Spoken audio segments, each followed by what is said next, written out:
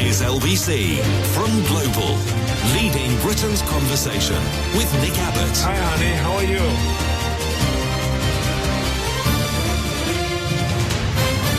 You know, some whack job can say this stuff and get away with it? Some messages from last night. This says, Dear Nick, Dave from Biggin Hill, I am very disappointed. Oh, no. He's very disappointed. He says, my wife and I have just returned from a 10-day break in the west of Scotland land. We packed based on your weather prediction. Not a spot of precipitation of any kind. What? Glasgow, lovely, sunny and dry. Please change your weather app. I most certainly will do nothing of the sort. But I can check on that while you wait. One moment, please.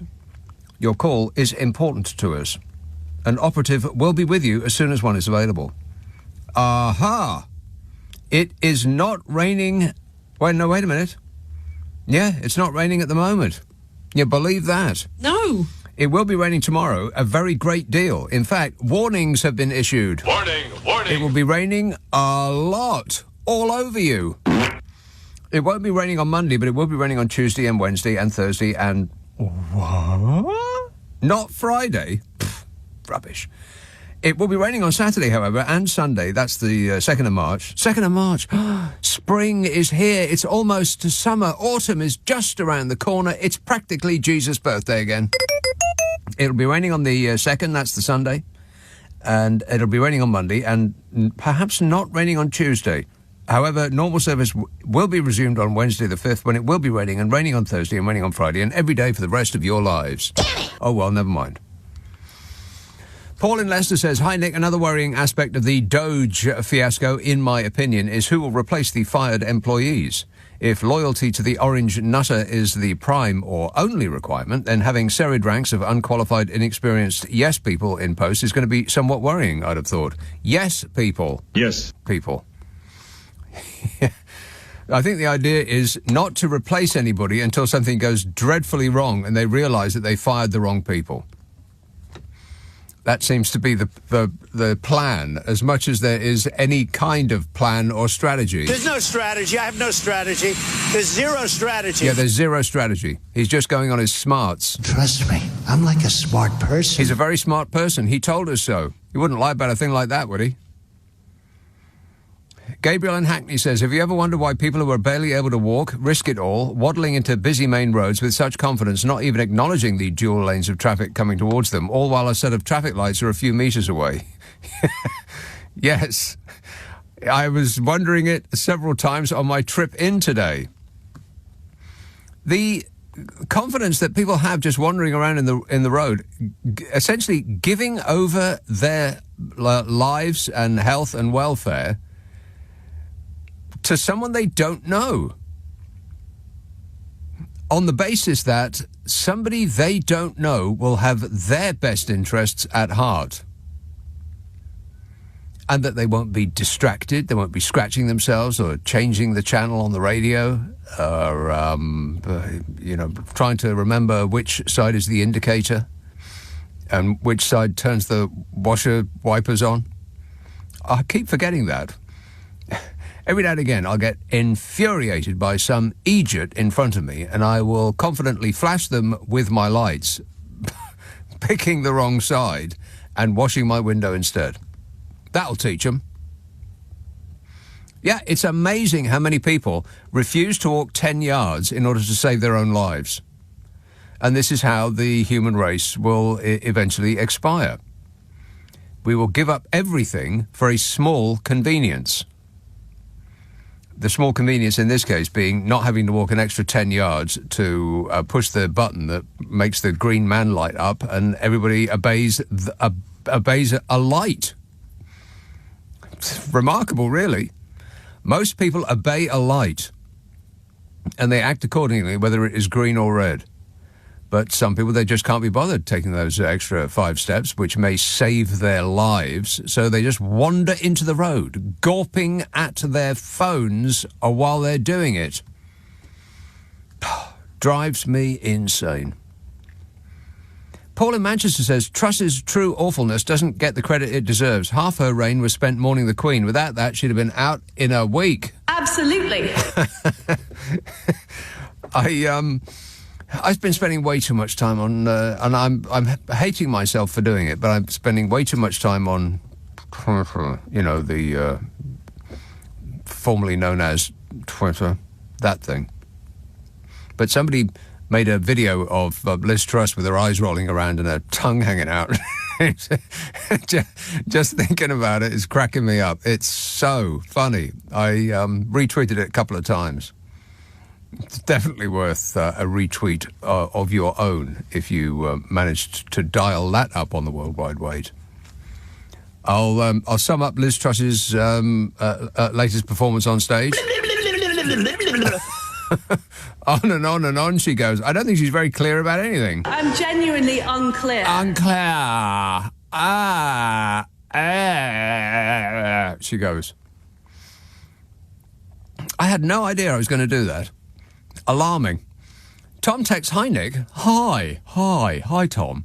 He says, "Hi, Nick. I wonder how many MAGA morons have buyer's remorse but won't admit it. It looks like the baby being loose with a gun while being tied to a chair analogy was an understatement." Yeah, you're right. Yeah. It's this current presidency is like being tied to a chair while a baby plays with the nuclear codes. Just bashing his hand down on the buttons in random not segments. What's the word for a series of numbers? In a random series of numbers. Thank you. You're welcome. This says, "I also thought you like to know that for my final exams at vet school, I've drawn a posh-looking cow food critic with a silk scarf, tiny glasses, those beaded glasses chains to help me remember the factors that influence a cow's food intake. Does any of this make sense?" No. Shall I move on? Yes. I mean, really. Andrew says, "Hi, Nick." Hi, there's another one. "Just tuned in." This was last night. "Sorry, but I was watching with rage and disgust at the orange oath threatening the governor of Maine. Another woman standing up to him. He hates that." Yeah, he does. And that was a perfect indication of what I was talking about yesterday. Was the reason that Donald Trump is a very difficult person to deal with is because he doesn't care what happens to his own people. Like a dictator. He will use the country as a weapon. And he threatened the governor, and it doesn't really matter what the issue was, whether you agree with it or not.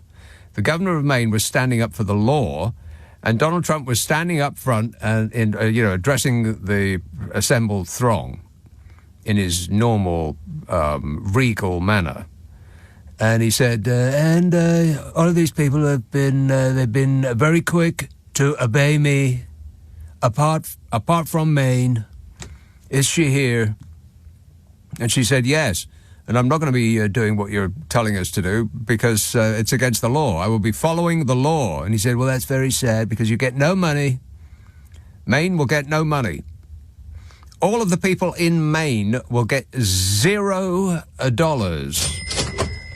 until the governor of Maine does what Donald Trump wants." He doesn't care about Americans. He doesn't care about anybody. Just himself. So it's very difficult dealing with somebody who doesn't care what happens to the people of his country. Because everybody who is not a dictator will care about what happens to the people of their country. A, because they're most likely, they have a shred of decency about them. And second, they, or at least their party, is going to have to ask, pretty please with sugar on top, would you mind giving us your vote next time they have an election? But Donald Trump doesn't have to worry about that either, because he's already told us that he's going to fix it. That's what he said. You only need to vote this time, because from this time on, we're going to fix it. That's what he said. Impossible to deal with somebody like that. To try to strike a deal with somebody who does not care. And that's the problem with Donald Trump. That's why world leaders are tiptoeing around him like he's a baby who's just had the dummy pulled out of his mouth. You just don't know what's going to happen next. John in Glasgow says, "Evening, Nick. Observing the antics of Trump and Musk reminds me of the lyrics of the opening song of the cartoon Pinky and the Brain. One of them's a genius, the other one's insane." Well, I've never heard of Pinky and the Brain, but that sounds great. One of them's a genius? No, I don't think so. One of them's hopped up out of his mind on a wide variety of things, to the extent that he has to wear sunglasses that appear to be made out of metal, so you can't see his eyes, while wielding a chainsaw around. What could possibly go right? There's so much that I want to get to tonight. It just fairly boggles my mind just to thinking about it. But there's detailed files about what Elon Musk is on, and it explains a lot of his behaviour, all of it, in fact. This is an indication of what's going on in Elon Musk's mind right now. Yeah, assuming he's not unconscious. Leela in Lancashire says, my teenage son and I always have a bit of a laugh together when we're making the tea at night. Last few nights, I noticed we're doing your ding noise for correct answers. I think we must be slowly losing the plot. Well, would you like to be the Chief of Staff for the Defence Department, Leela? If you're losing the plot, then you'll be a shoo-in. Nick Abbott on LBC. Call 0345 6060 973. He thinks he looks good in a bathing suit. He doesn't. Here's a call in Cheltenham from a person called Paddy. Paddy. Hello, Nick. Yes, Paddy. Long-time listener, first-time caller. Oh, welcome along. Yeah. Habitual texter, though, as you may have noticed. Yes. No. Yeah. Just a quick thing. Are you still on hold from last night with your glamorous assistant about that whole edgelord? Yes, I am still on hold, and I'm listening to Greensleeves as we speak. Oh, okay. Well, hopefully they'll get back to you. But they have assured me that my call is important to them. Yeah. So just a quick thing. I'm not into conspiracy theories, but exactly. Phony Stark. What if? Because I was going to ring you last week. Did you just say Tony Stark? No, I said Phony Stark. Oh, right. Yeah. So, Phony Stark, right? You know, didn't he offer the Reform Party something like $100 million? Or that he was pledging them? Well, that was what was printed in the press. We got really no idea other than what we read. And, you know, there's this supposed bad blood between him and Farage. They keep sort of falling out and then falling back, you know. Yeah, so they say. Yeah. Yeah, right. Now, it got me thinking. I was thinking, what if he's trying to oust Farage and trying to gain favour with the Reform Party with this $100 million sort of dangling carrot in front of them? And he sort of takes over the party. And what happens if the party... I know this is ridiculous, but bear with me. What if the party gets voted in and he ends up becoming PM? That's a nightmare scenario, and it just... I had to ring in about it, because as well as it sounds, it actually, you know, things are pretty nuts right now, so it's actually quite likely. Yes, there's nothing that you could say or in fact dream in your worst nightmares that doesn't sound perfectly reasonable, considering everything else that is going on in the world right now. But exactly. Yes, I'm a little surprised that Elon Musk has not moved to buy up all media, because if he just gave enough of a offer, then he could pretty much buy every television and radio station and newspaper on Earth. Because they aren't owned by that many people, let's face it. Well, and I had to check last week as well, because I was like, you know, obviously he wasn't born in this country, and then I realised that Boris Johnson wasn't born in this country either, so I was like, then I felt like my argument had some weight. Yes. So, I'll leave that with you anyway. Okay, well, appreciate it. Thank you. All right. Yeah, thank you for leaving. Cheers, Paddy. 0345 6060 973. Well, I'm sure that Donald Trump actually feels like he was running this country, just like he feels like he's running every other country at the moment. He keeps going on about that he is a king. And, of course, a little bit of that is owning the libs, just making people furious. It's a distraction technique. But for every thing that he throws out like that, there is an element of his true belief. He does think of himself as a king. He always has done. Him up there at the 64th floor of Trump Tower, sitting on his gold throne. His gold throne. Disgusting. You imagine. Mike says, I bet Trump hands over to Barron, who then has a paternity test and finds out that Melania was friendly with the milkman. Barron crosses the floor to the Democrats. No, that's definitely not happening. And the milkman But what, riding up Fifth Avenue in New York to deliver milk to the 64th floor of Trump Tower? No, I don't think that's happening either. Text from Damien from Sweden. Maybe it's that Damien. I mean, you know, everything else that's weird is happening. Why not? I'm serious. Somebody should check under whatever it is that Donald Trump is wearing on the top of his head. Right at the back there's probably 666 written under it. I don't wear a toupee. I don't believe you. I actually don't believe you. Text from Damien from Sweden. He says, "Here's an interesting fact about Trump. Back in the 1980s, Trump was obsessed with buying the Empire State Building. He didn't actually own it, but that didn't stop him from acting like he did. He even sent a team to inspect the building and publicly trashed its condition, saying it was rotting from the inside out and needed a complete renovation, only one that he could do, of course. The real owners weren't amused and refused to sell, but Trump kept up the charade, even sending letters to tenants implying that he was taking over. Eventually, after years of posturing and legal battles, he had to walk away empty-handed. The best part, he later put out a statement claiming that he had chosen not to buy it, because in Trump's world, losing never happens, he just changes his mind." That does sound completely like him, yeah.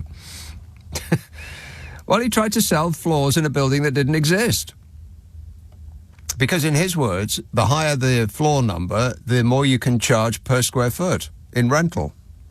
He was showing somebody around, I think it was Vanity Fair or something like that, around that gaudy, hideous mess that he calls at home in Trump Tower in New York. And he pointed to a door, and he said, Michael Jackson was staying in here. I had Michael Jackson. He was staying in my building. He was staying in the flat behind here. He had a big flat, but it wasn't as big as mine, said Donald Trump. He just, couldn't help himself. And a little later on, without the constant supervision of Donald Trump, the reporter looked behind that door, and it was a broom cupboard. Yep. John Danoon says, "I have the strangest feeling that Trump will, at some time, order the withdrawal of the Trident nuclear deterrent from the UK. After all, it would be madness to supply your enemy with nuclear weapons. Only France could help us then." Oh, no. Or whatever "oh no" is in French. No. It says, so Trump and Musk are going to be auditing Fort Knox. Not sure what they have planned, but I have a feeling this will be a grift of huge proportions. Yeah, you check their pockets going in and then check their pockets again going out. You know that gold wallpaper you had at our expense, Bodge? Yeah. Wait a minute. Yeah, well, he ain't after the wallpaper. And Craig in Alberta says, "I would laugh about it, but I can't. I'm in Canada." Yeah, those noisy, crazy neighbours underneath you, Craig. You really want to tell the building supervisor about them. Can you keep it down to a roar? 0345 6060 973. East Yorkshire. Hello, Mike. Hi, Nick. Yeah, I'm afraid I'm going to have to go back to today. Can you please speak directly into the phone? I'll have to go back to Trump again. Oh, right, okay then. I was watching the start of his CPAC speech. Yeah. And he said that 6 polls had carried out had given him a 70%. Oh, my God, he did not say that. Approval rate. He's still going on about that. This guy's incredible. His approval rating is the worst of any president at this point in their presidency since 1953. Yeah, the way he phrased it was quite cunning. He said, when polled, they say that we're doing the best job, that we are fulfilling our promises. Yeah. He didn't actually say about his rating, but the implication was that he's rating at 70%, which is utter lunacy. He's not. And neither is he fulfilling any of his promises. He said he was going to bring the price of eggs down on day one. Not only are eggs through the roof expensive in America, you can't buy them anymore. They're not available, eggs. The price of gas was going to go down on day one. He didn't do that. The price of groceries in general was going to go down on day one. He didn't do that. The Ukraine war was going to be solved on day one. He hasn't done that. I mean, I could go on, but I've only got a brief 3-hour show. Yeah, the other thing is, there's a lot of big on free speech. They say they are, but they're actually not. No, he's metaphorically started to burn books. Yes. They cleared the shelves for investigation to see whether they are, what was the phrase? Degenerate. I bet they use that word because the degenerate is the direct translation from the German, the degenerate art. He's cleared the galleries. He's installed himself as the head of the Kennedy Center, America's most prestigious arts center, and he is ridding it of degenerate art. Well, more than that, each president gets to have a library, like a memorial for them. Yeah. Well, Jimmy Carter has a library, and they were about to announce 3 books that were going into the Jimmy Carter library. Yeah. However, the present president has a veto, and he vetoed the launch of these 3 books in the Jimmy Carter library. One was about climate change, one was about civil rights, and the other was about homelessness, and they've been banned. I don't believe it. They're doing it in your face. Well, I wonder how much of this is just to own the libs, because there is a lot of that. I mean, the information is coming at us so hard, you have to sort of divide it into streams. And some of the this sort of woke wars nonsense has 2 functions. One, it's to please his most intellectually challenged fans who think that they're gaining somehow, and it's also to upset the liberals. So you get double points for that kind of thing. But it's also really alarming because it's just the playbook of every wannabe dictator in history. First, you go after the professors. J.D. Vance said it out loud on stage. The professors are the enemy, he said. So you go for the educators first. They've already gone for the journalists, fake news, the literal translation from Hitler's lying press, Ludenpresse, I think it was. And he's just following. It's like a guidebook. Most people think of Hitler's speeches as an appalling historical document. Donald Trump's using it as a guidebook. Yeah, and I mean, they announced they're going to go after all serving military work officers because they want to engender a warrior spirit.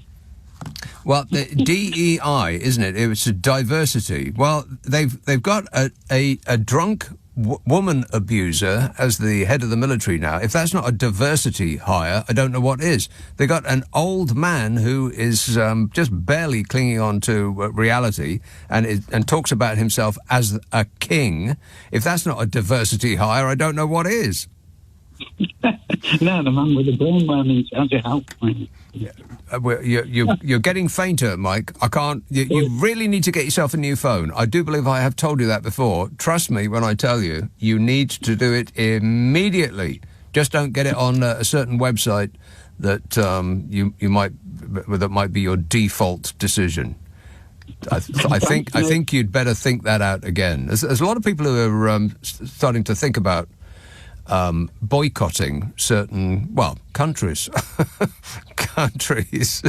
Canada is busy boycotting everything American that they can think of, and I am seriously considering doing the same myself. I mean, by small measure we can make a big difference. How many people are there in the world right now? And one. More than that. Two. More than that. 6 million. Yeah, about 6 million. If all 6 million of us stopped buying American, then they would get the message. The message would get through. They would get through like they're speaking directly into the phone mic. Thanks a lot, mate. Ta-ta. 0345 6060 973. How many more of these texts have I got? I'm determined to get through all of these from last night, and then I will commence on the ones tonight. But I also want to talk about James Bond. I want to talk about music and how we're losing it. I want to talk about Angela Rayner.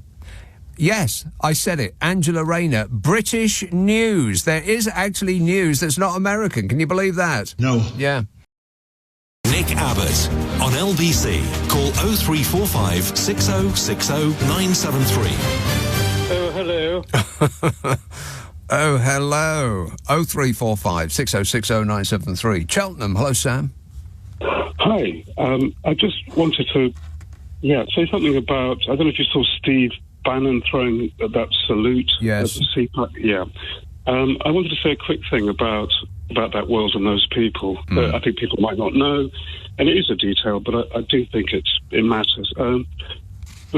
But the Oath Keepers, the other main gang, from January the 6th, that name comes from the Nazi history. It comes from when Adolf Hitler was briefly in prison in the 1920s, and he deputized Alfred Rosenberg, who ended up being hanged in Nuremberg. And Rosenberg came up with a code name for Hitler, an anagram of Hitler's name, which was Rolf Eidhalt, and that means Rolf Oathkeeper. So I just thought I'd like to pass on this quite sinister little detail in case anyone is sort of in any doubt about what these people are about. Well, they keep telling us. I mean, they don't appear to be hiding it. They're glorying in it, as though somebody has taken the lid off a pressure cooker that has been bubbling away and has been contained all this while, and then it's like, oh, finally, so we got some sweet, fresh air in here, and now we can express ourselves fully. Yeah, it's strange. The taboo, it's as if it's like, they're coming out. Yeah. We're coming out. I know it's a funny little detail, but it scares me because I think they are like that. Yeah. I think they really are. Well, so I just thought I'd say that, and thank you. Okay, thank you. Thanks a lot, Sam. There you are. You see, more bad news. A month ago, Elon Musk rang in President Donald Trump's second term with a straight-arm salute that divided a political nation, says the Washington Post, which still has the wherewithal to write the truth. Not everybody has taken the blue pill or the red one. I can never remember which is which. If given the choice, I'll take them both. I'd like to be a purple for the rest of my life. A month ago, Elon Musk rang in President Donald Trump's second term with a straight-arm salute that divided a political nation. It was a couple of straight-arm salutes, wasn't it? It was really aggressive. There was no doubt about it. Smashed his chest with his hand, and then, and I'm not going to do it just in case there's cameras in here that are on record, and somebody will say, aha, I knew it. Was it just an awkward gesture? Was it meant to be a Nazi salute? Or was it a deliberate provocation meant to spur all of this debate and attention? Well, I think all of it, apart from the awkward gesture. It wasn't an awkward gesture. There was nothing awkward about it. In fact, it was pretty much the only unawkward thing I've ever seen Elon Musk do. Fast forward a month, and longtime Trump ally Steve Bannon on Thursday offered a very similar gesture at the Conservative Political Action Conference. He, like Musk, denies it was intended to evoke Nazism. But the leader, get this, the leader of France's far-right party saw fit to cancel his own CPAC speech over Bannon's gesture, citing that it was alluding to Nazi ideology. What? I mean, even Adolf Hitler was like, come on, Steve, that's a little on the nose. These episodes by prominent Trump allies just a month apart would suggest this is indeed provocation at the very least, and it would have plenty of precedent.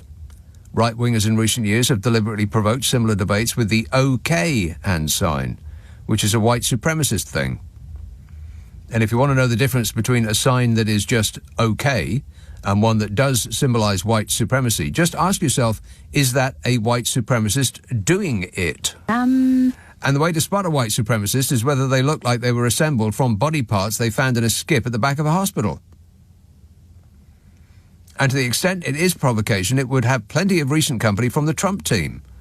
Trump and his top allies appear increasingly consumed with trolling their opponents, real and perceived, trying to own the libs or offend the left in the name of appearing dominant. That's become a central plank of their political efforts. This week it took the form of poking at critics of Trump's very real attempts to consolidate power. Amid a series of moves and chatter about his potential, about him potentially defying judges' rulings, Trump decided to post and repeatedly promote a quote often attributed to a dictator, Napoleon Bonaparte: "He who saves his country does not violate any law."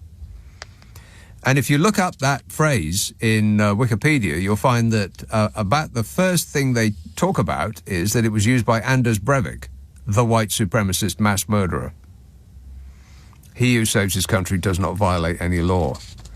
And that predictably blew up, and Trump promoted his attempted ban on congestion pricing in New York City by saying, "Long live the king," in all caps with an exclamation mark, referring to himself. Long live the king. And amid yet more criticism of that, the White House posted a magazine cover with the quote and a crown on Trump's head that they'd made up.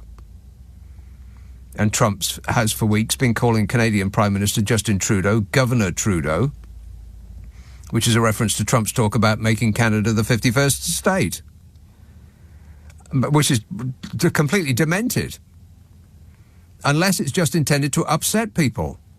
Distraction. By Thursday, the White House press secretary, Caroline Leavitt, that angry, angry woman, well, if you had her job, you'd probably be angry too, having the screaming Mimi yell at you day in, day out. She said she previewed a hockey game between Canada and America by saying that the White House looked forward to the United States beating our soon-to-be 51st state, Canada. How do these people sleep at night? Canadians regard the 51st states talk as far from a joke and even insulting. As Trump considers potentially crippling tariffs on its imports, the idea is hugely unpopular in both Canada and the United States. And also this week, the White House X account posted an unnarrated video of chained undocumented immigrants being deported as loud ambient noise played in the background, and the title was ASMR, Illegal Alien Deportation Flight. And ASMR stands for Autonomous Sensory Meridian Response, an allusion to internet videos meant to create a positive sensory response. And even to the extent it actually is just some kind of joke, those critics will regard things like bullying Canada and throwing a straight arm salute and talking about being king as crass and beyond the pale. Others see something more insidious at work, a signal of intent, and a dog whistle to more extreme supporters who might embrace such ideas.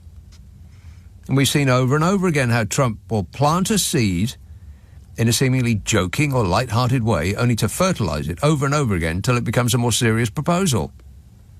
You know, you've heard people say, "Oh, that's just Donald Trump. Now you can't take him seriously." Yeah, take him seriously. Trump's allies downplay his provocations, only to see Trump actually do the thing they swore he wasn't serious about. Stephen Colbert, he's a late-night, one of those late-night TV hosts in America. He summarised it like this: "You know he's trolling us, and we shouldn't take the bait, but with this guy, every troll is a trial balloon. He just sends it up, see if it flies." That's the reality that we're living in now. It's exhausting, isn't it? Stop whining. 0345 6060 973. Let's have Bath. Laura. Hi, Nick. How you doing? I am great, mate. I hope you don't mind me calling 2 nights in a row. Okay. You don't mind? I don't remember. Oh, that's really hurtful. Okay. Well, I'll tell you what. If Trump's talking about ASMR, yeah, his recording of his voice or Elon Musk's voice would be more like brown noise. Have you heard of brown noise? No, and I don't think I wish to. Okay, I won't tell you what it is. Anyway, in lighter news, actually I did have one thing to say about Elon Musk. So I have a really good description of Elon Musk, and I usually wouldn't talk this way about someone's appearance, but giving his, terrible personality, yes, I thought it would be okay. He'd like a red mullet, face, squished into one of those photo cubes that they used to make in the 90s. Do you remember them? A photo cube? With a red mullet's face squished in there. What's a photo cube? I tried to make an old style reference so that you'd understand. Like any kind of cube. Yeah, what's a photo cube? When I was a kid. Granny? A cube, a sugar cube then. A sugar cube, yeah. Yeah, just a cube-like structure. Mm-hmm. But in the 90s, they had these things where you put pictures in it and you give it to friends. Yeah, so that's Absolutely how I would. No idea what you're talking about right now. Never mind. The other thing I wanted to say was, obviously, bird flu is becoming quite a concern here in the UK. Yes, it is. Yeah. So I've been prepping my chickens for lockdown by getting them little chicken masks. No, because they might have to stay in their house for a long time. So I've been trying to buy them toys and stuff. Wait a minute. Wait. Back up. You bought your chickens some toys. Well, I haven't yet. I've got a list of things. What do chickens like? Yes, I do want to hear what's on the list. What do chickens like to play with? Apart from other chickens. What? Glockenspiels. A glockenspiel? Yeah. No, they don't. Yes, they do. You can Google it. I most certainly will do nothing of the sort. I'm not Googling chicken glocken. Even if I knew how to spell it, I wouldn't Google it. A disco ball. Okay. What are they going to do with that, though, other than do the disco dancing? If your chickens start disco dancing, please, I am begging you, take a video of it and send it to me straight away, all right? I sent you a video. Oh, no, I sent you a picture of me holding my chickens when they had a Christmas hat on, but you didn't reply. So well, I didn't see it. If I don't read the text or message out on the air, I haven't seen it. Okay, well, then I'll blame your producer for that. Then. Yeah, and then I would. The final thing was they apparently like classical music, so they say if you can safely put a radio in their vicinity, they can. I mean, with the disco ball, I think they quite like it, really. But that's a completely. I think that you want them to like it because it would make you feel better having shelled out all that money on a disco ball. Well, I was going to get one on Facebook Marketplace, though. What do they do with what would they do with a glockenspiel? You could bash it with their faces. Before you cut me off, I actually do have. Can I talk about my dream last night? Yes, the doctor is in. Yes. Okay, so I'm dog sitting at the moment. Dog sitting. At someone's house. But the bed I'm sleeping in is in the same part of the room as my bed is at home. Right. So I woke up in a cold, worst way I could do. I had a dream, obviously, that I was at my house. And then I woke up in a cold sweat thinking, I've left that poor dog in his house. Yeah. Because I thought, I've gone over to my house and I've fallen asleep in my room. So I raced out of bed, started grabbing my coat, and then I started noticing when your eyes adjust, and I was like, okay, well, I don't have that picture in my house, I don't have that chair, and then I realised that I was in the correct house. Right. So. Well, you know what that indicates? What does it indicate? Nothing at all. Okay. But thanks for sharing, Laura. Appreciate it.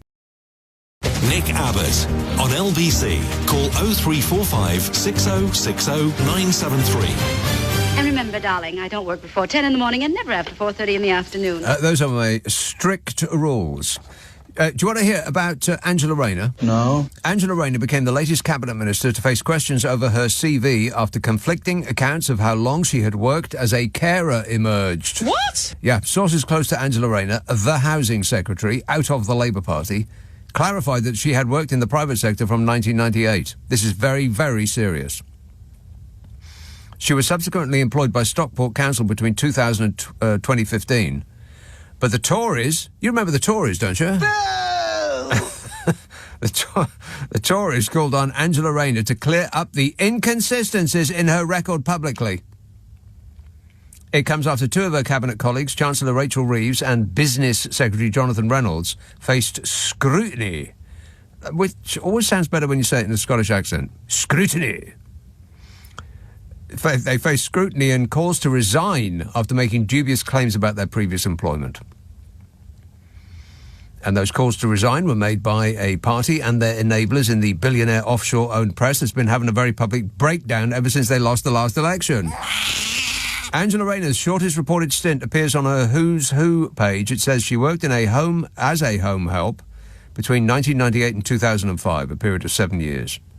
But in 2014, on her candidacy page prior to becoming the MP for Ashton-under-Lyne, she said, "My first job was as a carer looking after elderly people in their homes. I stayed in that profession for almost a decade and experienced the conditions that often make headlines today. That's why I joined a trade union." But in a 2020 post on Facebook, she claimed she'd spent 14 years as a home care worker contracted to Stockport Council. And yet in 2015, she said, "At the time of the sale of the house, I was a home carer and it was my home," suggesting she had spent 17 years in the job. Are you following all of this so far? No. No, me neither. As far as I can tell, this is the usual Tory freakout at losing the power they once used to be able to use for their own interests. Now they're in the uncomfortable position of not being in charge anymore. They're adopting the mantle of a political party that are unknown to us. As though we have completely forgotten the rotten 14 years of continuous Tory rule that featured every kind of villainy and corruption that has ever been committed.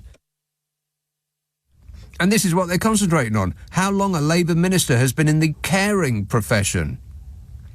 How long has Boris Johnson worked as a carer? Or more accurately, a couldn't carer? And how long has Boris Johnson actually cared about anything? I mean, as far as I'm aware, the Tories who are peddling this stuff have worked for 0 years caring for others. 0. Would you like to hear what Chris Philp thinks about it? No. Righto then. See, I told you there was some British news. I had to look hard for it. Let's have Tooting. Hello, Jan. Hi, Nick. Yes, Hi, Jan. Yes, I have some British news.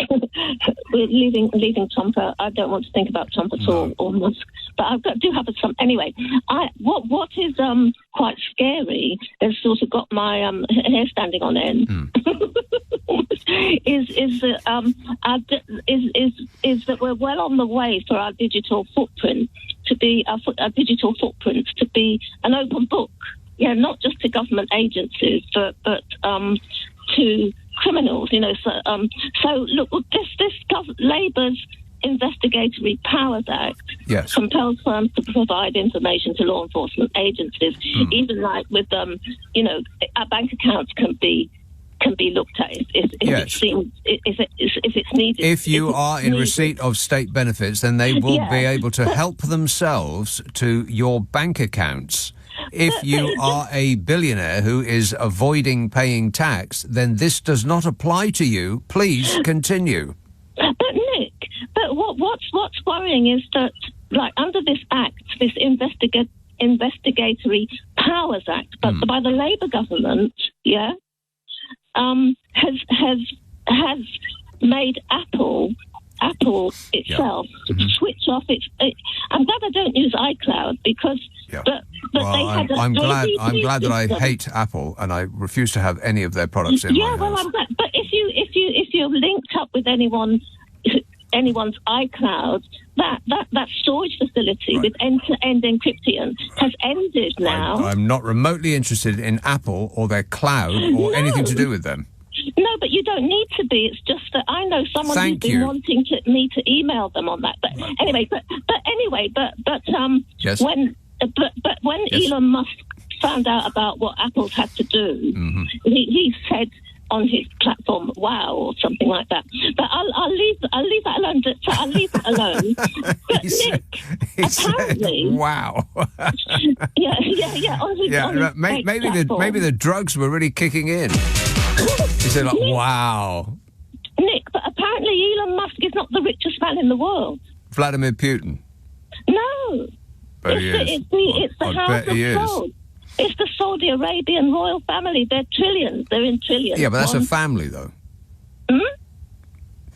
Elon Musk is an individual. The Saudi Arabian royal family, the family, are richer than Elon Musk and Jeff Bezos combined. Okay. Their wealth is a staggering something like 1.1 trillion. Good, but that's a family, though. I mean, it's they represent a state.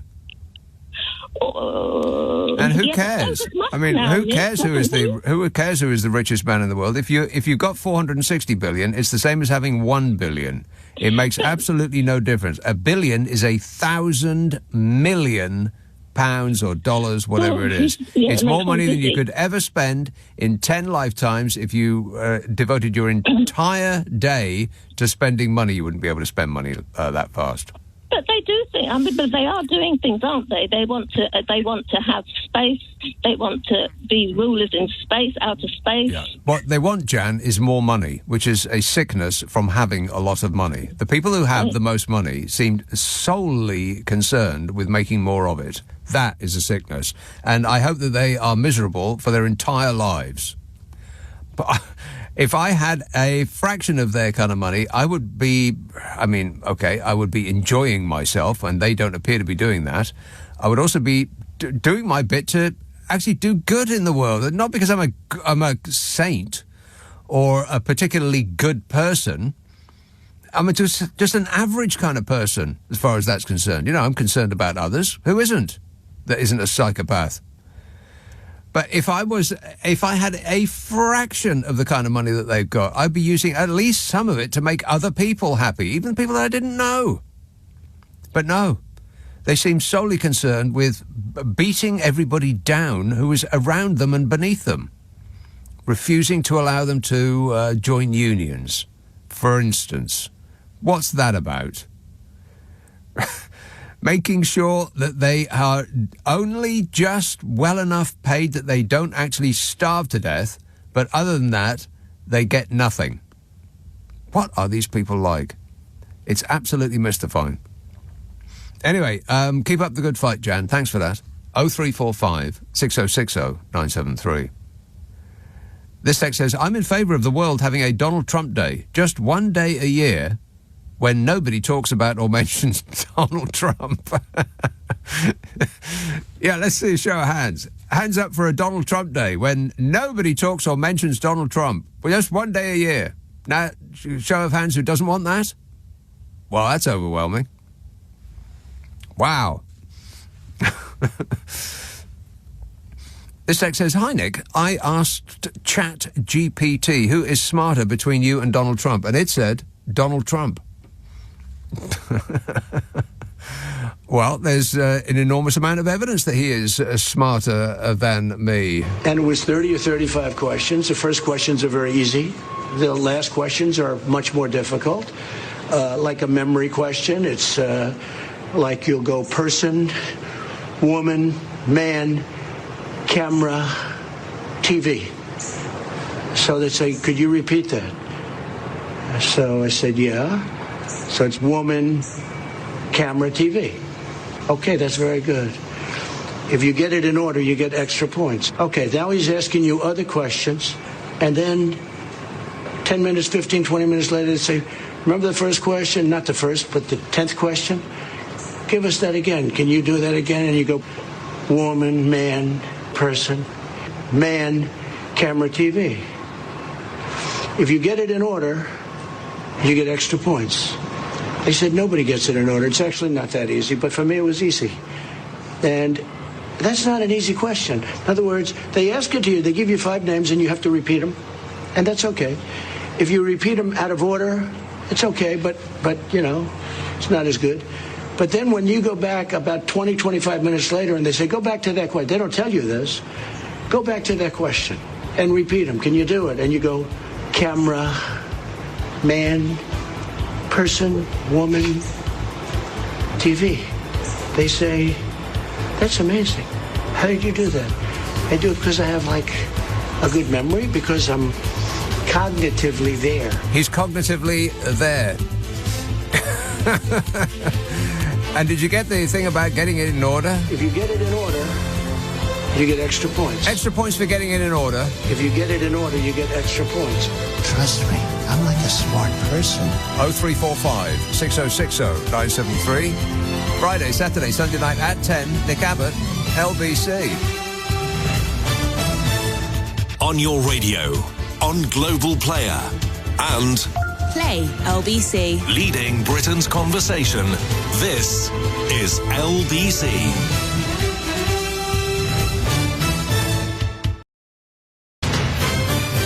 This is LBC from Global, leading Britain's conversation with Nick Abbott. Are you trying to be funny? Because I'm all out of lead. Okie dokie. Okie dokie. Oh, be quiet, phone. That's extremely annoying. You ask your phone something and it says it out loud. How do you stop it doing that? And it keeps going until it's finished. Very annoying. But you know me. I never complain. Whinging and whining and moaning. Sarah says there's a lot of Republican voting Americans who are complaining to Republican politicians about Doge and Trump. Stop whining. Yeah, they knew what they were voting for. She says they think that they are going too far and it's only a month. They're not happy with what they voted for.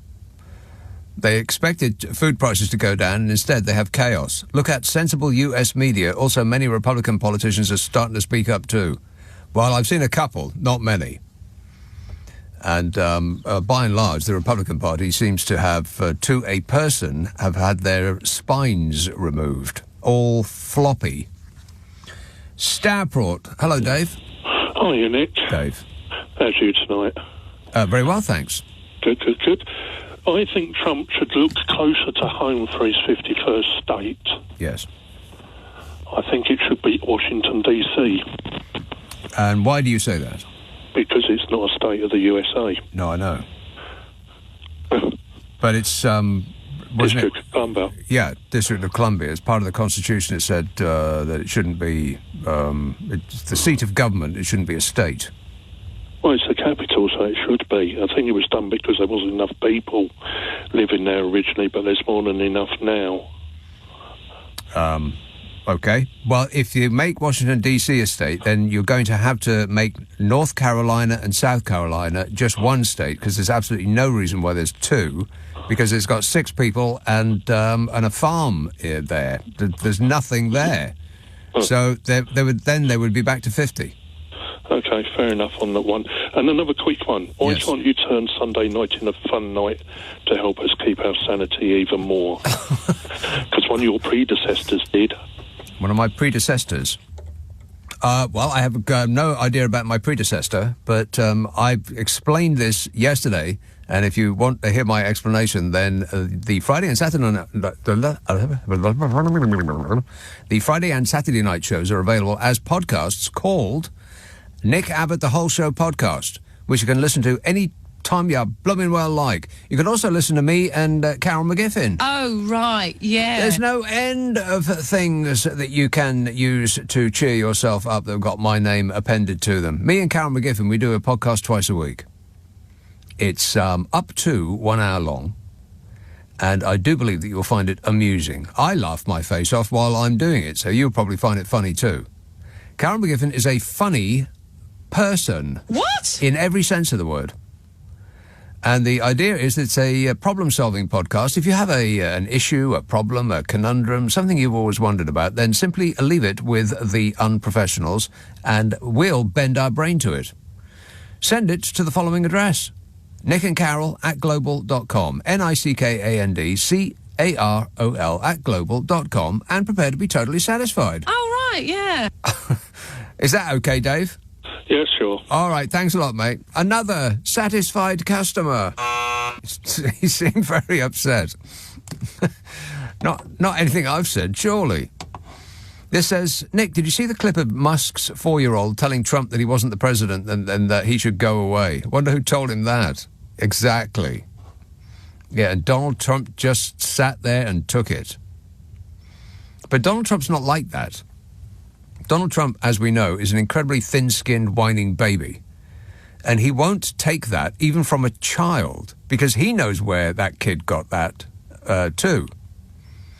And so he's just thinking, I'm going to use Elon. I betcha that this is what is going on in Donald Trump's mind. I'm going to use Elon Musk and his money specifically to get what I want. I'm also going to use him as a hammer to smash up the parts of the American government that I don't like, so that I don't have to do it personally. I'm going to let somebody else do it, use him as a shield.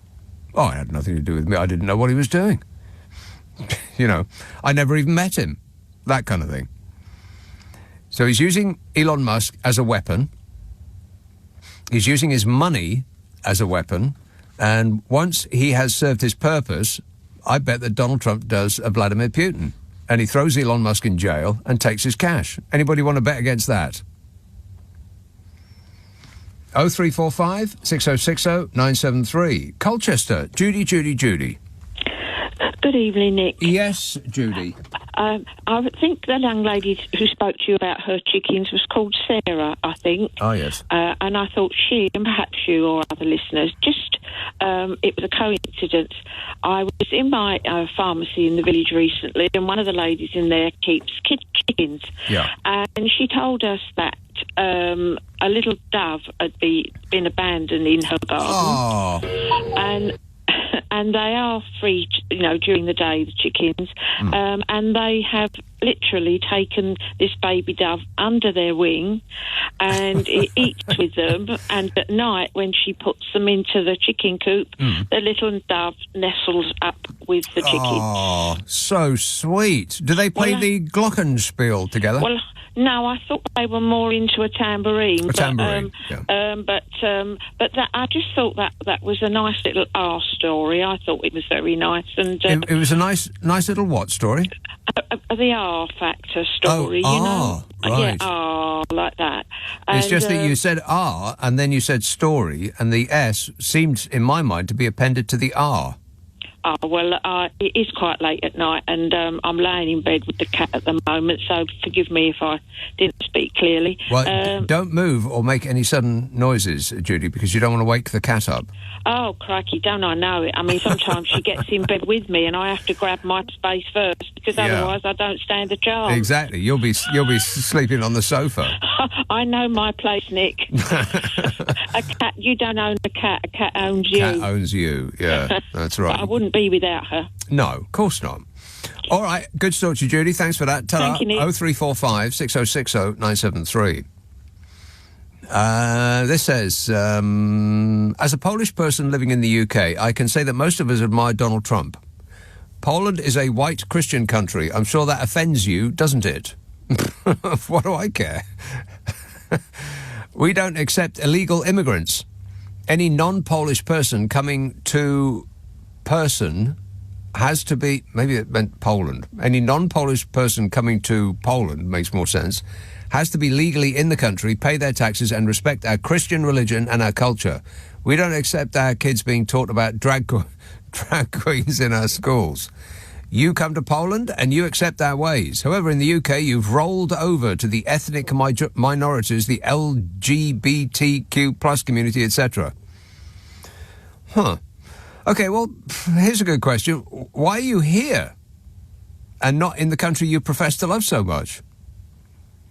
I mean, if Britain has rolled over to ethnic minorities in the LGBTQ plus community and that offends you so much, why are you not accepting our culture? Why are you sticking around? Don't stay on our behalf. Feel free to leave at any time. And, it's like two in a row on the Nicky Abbott show. This says, I've just returned back from the States. I can't believe my eyes. The locals are so impressed and happy with the current regime. In America, Trumpy is draining the swamp. I can't wait to go back, in capital letters, like he's shouting at me. Huh. Well, we can't wait for you to go back too. Bye-bye. 0345 6060 973. Tavistock. Hello, Rose. Oh, Rose. Rose. Oh, too late. Here's Woking. Hello, Jeff. Hi, Nick. Jeff. I'll tell you what, old Trumpy, he might be richer than you, but he's certainly not smarter. Well, he seems to be doing okay. He seems to be doing just fine with the smarts that he's got. I'm just counting, Right. But I'll tell you what, Nick, a subject very close to your heart, popular music. Yes. Now, I am becoming increasingly more convinced that's the most influential music of any genre you care to mention was recorded in the 50s and the 60s. No. Would you like to go again? Well, I think the most influential music that's influential even today through all the generations was actually written and recorded in the 1950s. Yes. And the 1960s. And the 1960s. No, you got it wrong twice. Would you like to try again? Well, all right, then I'll tell you what, the Pink Floyd and David Bowie, they're the ones. They're the real McCoy. Right, but their major works were not recorded in the 50s or the 60s. It was in the 70s. Well, I'll tell you what, Space Oddity was actually recorded in the 60s. Well, I wouldn't call that the David Bowie's defining piece.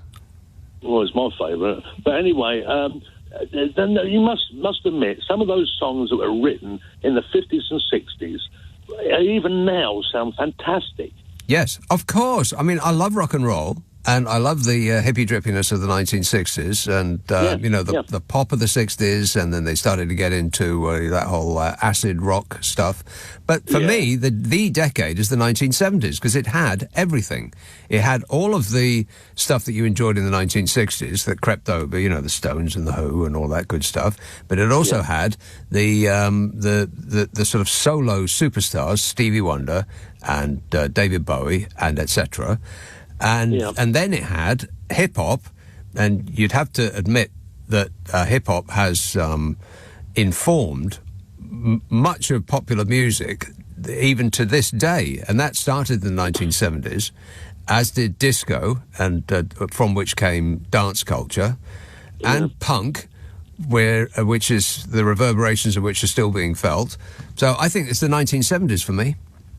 Well, to me, punk was a retro thing. It was a step backward. Really. Garage rock. Yeah. Yeah. I mean, the thing was, during the 50s and the 60s, they improved the songwriting, they improved the production and the playing, etc. Punk came along and threw that all out of the window. Yeah, but it was great, though. I mean, it was just energetic, and it was a reaction against what your older brother or your dad was listening to, depending on how old you were at the time. I mean, it just threw out all of that, Barclay James Harvest and Genesis and, all of that hippy-drippy English country garden stuff. And it just went blah in your face, and it was so exciting. I like some of the Jam and the Police, but the Sex Pistols. Well, I wouldn't call the Jam or the Police punk. No, but the Jam, they're from my neck of the woods, actually, Paul Weller and the Woking Boys. But they were quite good, I thought, the Jam. Yeah. In the 70s. I mean, I wouldn't have gone to see them live, but quite good. Yes, I'll give you that. But would you not agree, though? No. Some of the best records or musicians of artists in the 70s were from the 60s. People like Eric Clapton. Well, yeah, McCartney. They may have been around in the 1960s, but their defining piece, their work, their most impressive work, happened in the 1970s. But I just wonder where this is. Does this have any relation to anything, or are we just shooting the breeze? Well, as I say, I know music is very close to your heart, and I'm trying to persuade you that the 50s and 60s was better than the 70s. Well, I'm 30s. afraid that you're not going to be able to do that, Jeff. But good effort. You get a B plus. How does that sound? Take care of yourself. Okay, Nick. Thanks a lot, Jeff. I thought he was going to talk about this AI campaign that the Daily Mail has got going on now, because they were absolutely full of it today. I'll give you because they got Simon Cowell and Elton John to write a little piece on what is about to happen to us. Here's what Simon Cowell said. It's impossible to put an accurate price or value on an idea until long after it has come to life. It could be a song, a photograph, a story, or a piece of art. In the case of artificial intelligence's impact on copyright in the creative sector in Britain, from music to photography to television or writing, I don't think the impact has been considered properly. You might imagine that it's completely illegal to copy the unmistakable voices of world-famous performers, past and present. Apparently it's not. And it's difficult to prevent AI companies from taking artists' songs on streaming platforms and using it to train their models. It will become impossible if computers are able to scrape and copy all the world's music and content. There's no question that tech has the capacity to amplify the power and impact of music and television, and it already has. But the advice I always give people is to never guess, especially when the stakes are high. When you don't know everything, it's better to take a pause. He says, what's coming is huge. It's a game changer. Think about this and consider the impact of every decision we make at this point, that it's going to have an impact on so many people who have a unique talent. This is potentially one of the biggest moments and decisions of our lifetime. And this is because the Labour Party seem intent to roll over and give the AI nerd bros everything they want because they've got a lot of money, essentially. And the Labour Party seems obsessed with growth, and they think that that's where growth might come from. Well, I would suggest that the creative sector in this country has a lot more potential for growth and earning potential than the AI bros stealing all of their material and then making a robot regurgitate it back out again. And so the Daily Mail have got a campaign. And I think that this is timely. Well, or it kind of would be if there was any way of stopping it. Well, I might get into this in a moment. Leave it with me. I've got detailed files. This says, Nick, with a massive asteroid arriving in 8 years, I don't think it's a good time to be firing scientists. Yeah, but it's okay, because the government says there's nothing to worry about. LBC. Leading Britain's conversation. Nick Abbot. Alexa, send a comment to LBC. This is a radical left, Marxist, communist, fascist. Thanks, Donny. You're the best. This text says, I think Trump wants Greenland because he looked at it on a flat map of the world and it looks huge, but those maps distort scale. In truth, the party of Greenland part of Greenland that isn't covered in 2-mile thick glaciers is smaller than Wales, which is always used as a unit of measurement. Wales. Tavistock, Rose. Oh, hello, Nick. There you are. Oh, apparently, yes. It must be my clock. It said 15:15, so I sort of thought I was safe, as it were. Yes. Well, it's back to the original subject, really. I was so struck by the speed of the way things have happened over there in the USA. Yeah. And it was a little bit uncanny, because I've been reading this little novel by Judith Carr about her... when she was 10, her family left Berlin. They were Jewish, and her father was a writer who was known to be writing against the Nazi Party. Is this a happy story? It's not. You haven't really, got to the end? It's not really one or the other, to be fair.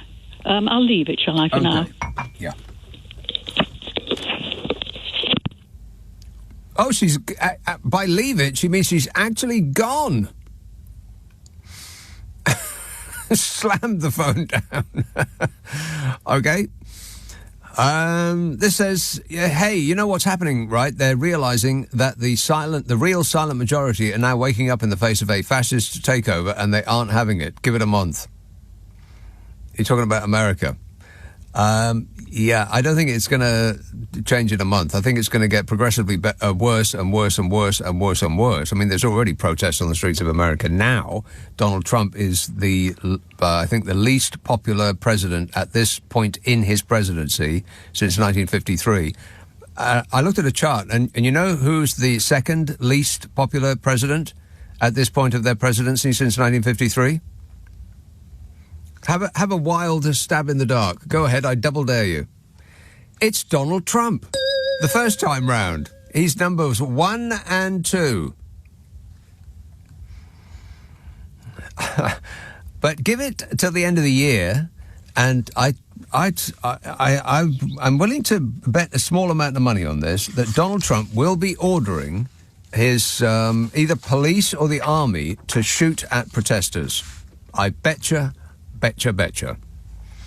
They've just had a change of the chap at the top of the Pentagon. President Donald Trump has appointed General Dan Kane to lead the U.S. military in a sweeping shake-up aimed at getting woke out of the Pentagon. Wokey-cokey. Okie-dokie. Woke. I don't believe it. Donald Trump, and this is true, fired the brown guy and hired the white guy. The brown guy is a man whose name is Brown, and so is his skin. Coincidence? No. The old white guy, called Dan Kane, is set to replace 4-star fighter pilot General Charles Brown. who has led the Joint Chiefs since 2023 and happens to also be brown. I mean, I don't know how much more evidence you need, apart from the cozying up to white supremacists, good guys on both sides, celebrating the neo-Nazis marching with burning torches and the Heil Hitler salutes, and now replacing a brown general with a white general. Are you getting the picture yet? Yes. And now that the old white guy is a sycophant, I mean, that hardly even needs mentioning, doesn't it? Because of course he is. It's a love fest over at Donny's place. He loves himself, and they love him even more. And Donny's new appointed defence secretary, the daytime TV host from Fox News and drinking enthusiast Pete Hegseth, booze, threw his full support behind Kane, the new old white guy, calling him exactly the leader we need at the moment. And who is this old white leader that America, and therefore the world, needs at the helm of the most potent force in world weaponry? A man who said to Donald Trump, "I love you, sir. I think you're great, sir. I'll kill for you, sir." That is a direct quote that I am not making up. "I love you, sir. I think you're great, sir. I'll kill for you, sir," he said. 3 sentences there, any one of which on their own would be cause for concern. You know, might make a concerned family member want to stage an intervention. But take them all together, and Houston, I think we have a problem. And to top it off, he then put on a MAGA hat and penned a poem to Fat Donny, which he delivered with a bunch of flowers and gave him a great big kiss. Mwah! Told him that he loved him, told him that he cared, told him that he'd always be there. Rock and roll! Like the Shangri-Las. Some of that was true. And I repeat what I said last night. I'll give it till the end of the year before Donald Trump orders his police or the military to shoot into crowds of people protesting his presidency. And there's a new old white guy who's itching to do it. Anybody want to take that bet? 0345 6060 973. Let's have Wanstead. Wait a minute. Ah, there you are. Sophie. Hello. Yes, Hello, Nick. Sophie. How are you? Great, mate. You mentioned Pete Hegseth. Yeah. He used to be a TV I just can't believe the people this insane, calamitous man is appointing. Weekend breakfast TV host on Fox News. I mean, on that basis, I could become one of his cabinet. I mean, it's just insane. I just don't understand. But before I talk about the Orange Nightmare, you were talking about music with the man who mentioned music from the 50s, and then he talked about the 70s. Yeah. I noticed he didn't mention two of the greatest female voices from this country, Annie Lennox and Chrissie Hynde. Well, they were I would say Annie Lennox reached her peak in the 1980s, and I guess the Pretenders did too. They were amazing. But the Pretenders, she was American, not from this country. Chrissie Hynde. God, of course. American, yeah. I mean, they had. I think they had greater success in this country than they did in America, but she's American. Yes, she is. I stand corrected. Yes. So Annie Lennox. But today I listened to a song on constant repeat that I hadn't listened to for ages, and I think it's one of the greatest songs I've ever heard. By Ken Dodd? No. That one? By Counting Crows. Which one am I thinking of, Nick? You should know this. No, I shouldn't, because I'm not really interested in Counting Crows. Long December. Right. They don't ring no bells with me. Oh, you should listen to it. It's very poignant. I'm not going to be sad. doing that. No, you'd like it, Nick, honestly. Well, like a mellower all right, version. well, let me ask you this. Is it by Counting Crows? Yes. Then it's a no from me. Well, I liked it. Right. And it was a little bit reminiscent of... do you remember a group called Hootie and the Blowfish? Yes. I loved them. Well, that's a bit much. Loved Hootie and the Blowfish. I mean, for a start, that has to be one of the worst names for a band that has ever been invented. Hootie and the Blowfish. I mean, Hootie is bad. blowfish, equally bad. Put them together and what have you got? Bad, bad, bad, bad, bad.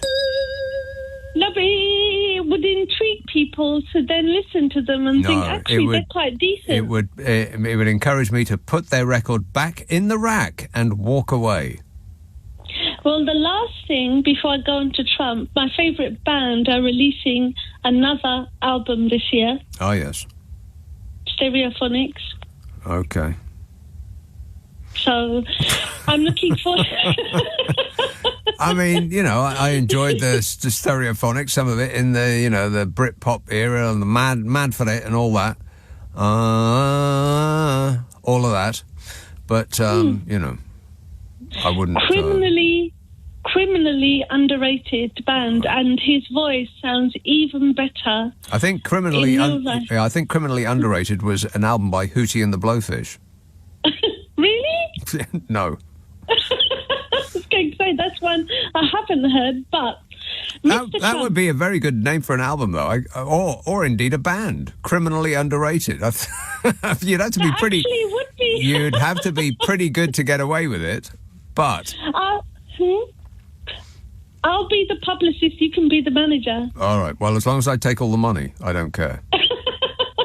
So, Mr. Trump. Yeah.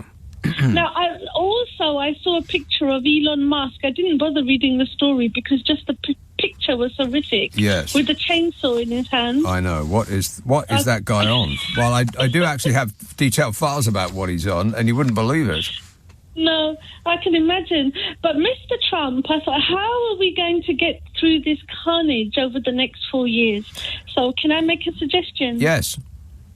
So every sane person in the world, every sane, rational, humane person, start your own personal project. If you want to write a book, write a book. If you want to change careers, change careers. I'm going to...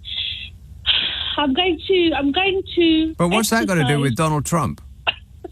That's the only way. That's the only way we can concentrate on something. See, I thought that you meant that people should start some sort of movement against him, but you mean that people should just try to distract themselves. Yes. Yes. Well, how's that going to affect him? It won't, but it will make our lives better because this is a new level of crazy that I think is too big for us to facilitate in our mind. Because every time I listen to you, every single week, the carnage gets worse. It gets worse, yeah, and I've just noticed what time it is. I'm afraid I'm going to have to cut that there, Sophie. I got distracted because I was, writing a book and all of the rest of the things that you just mentioned. So, sorry about that. My apologies for this news report being ever so slightly late. Nick Abbott on LBC. Call 0345 6060 973. I am not one of your fans! This text says, Donald Trump was rambling on about people who were over 200 years old during over 200 years old.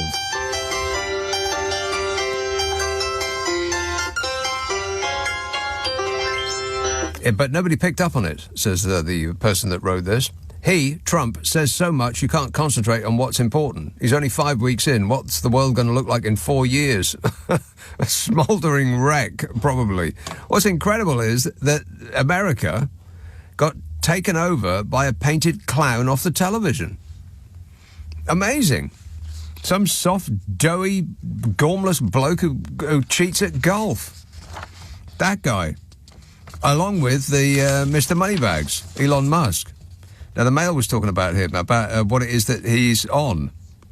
Musk has turned up the dial on his manic and narcissistic behaviour, a fact that appears to be confirmed by the singer Grimes, his former girlfriend and mother of 3 of his children.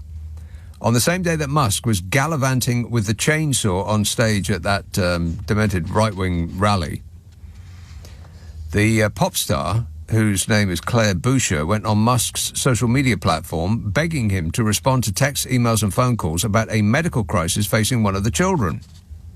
God, he's a deadbeat dad. Grimes criticised Musk's parenting skills earlier this month when he took... I had no idea how you pronounce that. I mean, it seems like a cruel and unusual thing to call a kid XAE. I mean, I've got no idea.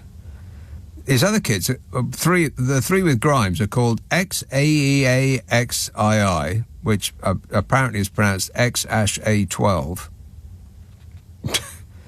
A child. Another is Exa Dark Sidereal, and the other one's Techno Mechanicus. What kind of a moron calls their children that? Anyway, Grimes criticised Musk's parenting skills earlier this month when he took XAA12, that 4-year-old kid with him, to the Oval Office for a press conference with Donald Trump. And that kid crawled all over Elon Musk. I mean, the whole thing was just deeply embarrassing. For a brief moment there, before I regained my thoughts, I was feeling sorry for Donald Trump, who was just sort of wanly glancing around the room, not quite being able to understand why people weren't paying attention to him. He should not be in public like this, the child's mother said on social media. She was referring to the little boy, but many might argue that she could have been talking about his 53-year-old father, whose behaviour since he unofficially joined the government in January has become even more erratic than it was previously. Some viewers of the rambling interview he gave at CPAC, that conference, covering everything from controversial government cuts to the war in Ukraine, noted that he sometimes seemed incoherent and even struggled to construct an intelligible sentence, sparking concern for his health. He looked completely out of it to me. I mean, he looked like he was wearing sunglasses he couldn't see through, like they were made of metal. "I am become meme," he said at one point, adding, "My mind is a storm." Yeah, I bet it sounds like this. He also suggested that Fort Knox's gold depository wasn't real, saying, "We just want to see it and make sure somebody didn't spray paint lead or something." On X, his social media site, some speculated he had taken drugs, most likely the party drug ketamine, before coming on stage, which might have explained not only his wild antics, but also why he was wearing dark glasses, perhaps to hide rapid eye movements or dilated pupils. I mean, I've seen videos of him. It looks like the wave of the drug is just really hitting him, and he throws his head back, and his eyes roll back into his skull. That guy's the most important person on the planet? Is there another planet we can repair to, just in case? Musk has admitted regularly using ketamine, a horse tranquilizer, and a powerful anesthetic that has become popular among recreational drug users for its hallucinogenic side effects and the trance-like state it produces. Musk said he gets it on prescription from, quotes, an actual real doctor. That's what he said, an actual real doctor. Even though in America it is a controlled substance and is only approved by the federal government as an anesthetic. So shouldn't he be in jail right now? Friends star Matthew Perry died from the acute effects of ketamine, by the way. Doctors say it can be highly addictive. Yeah, I bet. Experts say the drug can lead to unpredictable behaviour, and that at higher doses, dissociation, a condition in which the user feels detached from their body and surroundings. Ketamine researcher Amit Anand said users can feel grandiose and like you have special powers or special talents. People do impulsive things. They could do inadvisable things at work. Oh, no. What, like firing the people whose job it is to keep nuclear weapons safe? Like that, you mean? Just over a year ago, the Wall Street Journal claimed that Elon Musk had also been taking the hallucinogenic drug LSD, cocaine, ecstasy, and psychedelic mushrooms. Supposedly consumed at parties around the world that are so secretive, guests must sign non-disclosure agreements barring them from discussing what goes on, and they give up their phones as they enter. Wow. Doesn't sound like any kind of party I'd want to go to. You got to sign a non-disclosure agreement? What's going on in there? After Musk delivered a wild and extended diatribe about British politics, Musk biographer Seth Abramson said last month that he believed Musk could be deeply unwell and maybe going mad, with potentially serious consequences for the world. Abramson said he'd been tracking Musk's online behaviour for the past 2 years and, quotes, given he's admitted to all of mental illness, heavy drug use and crippling stress, it's now reasonable to fear that he is deeply unwell. Such speculation is only likely to grow after his latest performance with a chainsaw, says the Daily Mail. Yeah, that's right. Let's put him in charge. What could possibly go wrong?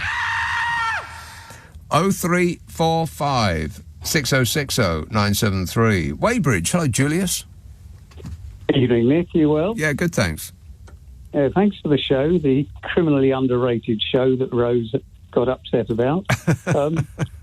We've not spoken in a while, but I'm happy to report that I've returned from the Tower, whence you sent me for outing the Queen as a warlord. And I'm starting... No memory of that at all. But anyway. Well, I do. It must be the ketamine, the acid, the ecstasy, and the horse tranquilizer I'm taking. I think you're talking about Leon Scum there, aren't you? Not yourself. Oh? Can I point out Leon Scum? It's my anagram for him. He is not a genius. Right. He is not a genius. No, he's a very naughty boy. Yeah. He's not an engineer either. He hasn't actually founded any of those companies. He took them all over and fired the people who had founded them. He backed his lorry up to the government's offices and they poured hundreds of millions of dollars in. And Billions. That's actually correct, yeah. And that's how he got rich, yeah. About $5 billion from NASA to SpaceX. He is feeding on the teat of Uncle Sam, if that's not too much of a mixed metaphor. I think his wealth has doubled since Trump came to power. Doubled. I'm sure of it, yeah. But it's all paper money, and it can easily go the same in reverse. Right. Anyway, I'm more concerned on a more prosaic matter that you wouldn't want to see the Jam live. I can tell you they were excellent. They were tight as anything. I bet that's true, yeah. Yeah, and I played on the same bills back in Woking back in the day. Oh, did you? What was the name of the band you were in? You don't want to know. I do. Seriously. It was called Joy-Yo-Yo, and I blamed the lead guitarist for that one. But it was called what? Joy-Yo-Yo. Joyo. You like it? Yeah? No, I don't think I do. Joy, is that all one word? It was all one word. If ever you passed on an underpass on the A3 in Esher around that time, you'd have seen it graffitied up. Oh, right. Was that your responsibility? Absolutely not. No, it was just fanatical fans, that's all. So why were they called Joy-Yo-Yo? I think the lead guitarist, songwriter had a fever dream, to be honest with you, and we acquiesced, having come up with nothing alternate. But I do have more of a contribution, just to say, this 50s and 60s derivative stuff, just to be clear, our music, harmonically and melodically, I believe, is mostly derived from the 17th and 18th century, and Bach and Beethoven specifically. With a bit I'm not buying that. No, I don't think our rock music came from European classical music. I think it came from black blues artists in America. With a bit of folk, jazz and blues thrown in. But actually, blues is derived. There's blues in, I could point it out harmonically, in Bach. It's all in there. Well, I'm not musical in any way, so I'm going to have to bow to your greater knowledge in this regard. Can you back that up a minute, and I'll put the app on record. No, I don't know anything about music, but I know what I like art. I don't know anything about art, but I like looking at it. Exactly so, and that's how it should be, and you need to enjoy it for yourself. Yeah. But this isn't the reason I called, Nick. If you indulge me slightly further, I have a solution for you. Oh, finally. Regarding all the people who are fed up. All the people who are fed up with hearing about Donald Trump. Yes. And if we're allowed to credit other media outlets, I'm sure you're familiar with the Byline Times, who have done an expose and investigation and have discovered that through his first wife, Ivana, being involved with the Czech security services. Oh, yes.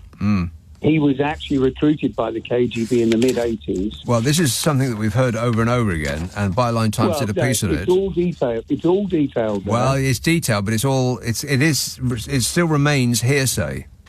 Well, not at all, because they've got KGB agents giving testimony who are now. saying, yes, there's no actual evidence, it's just what they said, yes. No, apparently there's supporting documentation, but all I'd ask is, could we all now officially refer to him as Agent Krasnov from now on, and then we don't have to hear the words Donald Trump ever again. Ever again. Good idea. All right, thanks a lot, Julius. Thanks a lot, Mr. Yo-Yo. A senior Soviet KGB spy chief has claimed that Donald Trump was recruited as a spy by Russian intelligence as early as 38 years ago by his department and given the code name Krasnov. This is the Byline Times. Russia's Committee for State Security, abbreviated as KGB, was the main security agency of the Soviet Union between 1954 and 1991, responsible for internal security, foreign intelligence, counterintelligence, and secret police functions. In an extraordinary post on Facebook on the 20th of February, Alna Musayev, who used to run the successor to the Soviet-era KGB in Kazakhstan, claimed he was personally aware of Trump's recruitment by the agency in 1987. The recruitment, he said, was undertaken by his own KGB department. One of the key roles of that department was to acquire intelligence through business leaders in Western countries. And it carries on in that vein.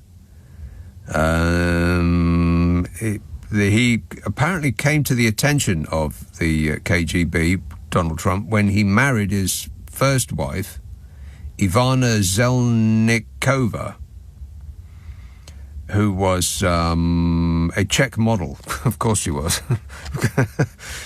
Ivana Zelnikova, Trump's first wife, reportedly worked with the Czechoslovak Security Surveillance Service, according to archived materials studied by the Prague-based Institute for the Study of Totalitarian Regimes and first reported by Czech television. So that's the story that just keeps on going around and around and around. Russia, Russia, Russia. And, there's various individuals who can't get the stink of Russia off them.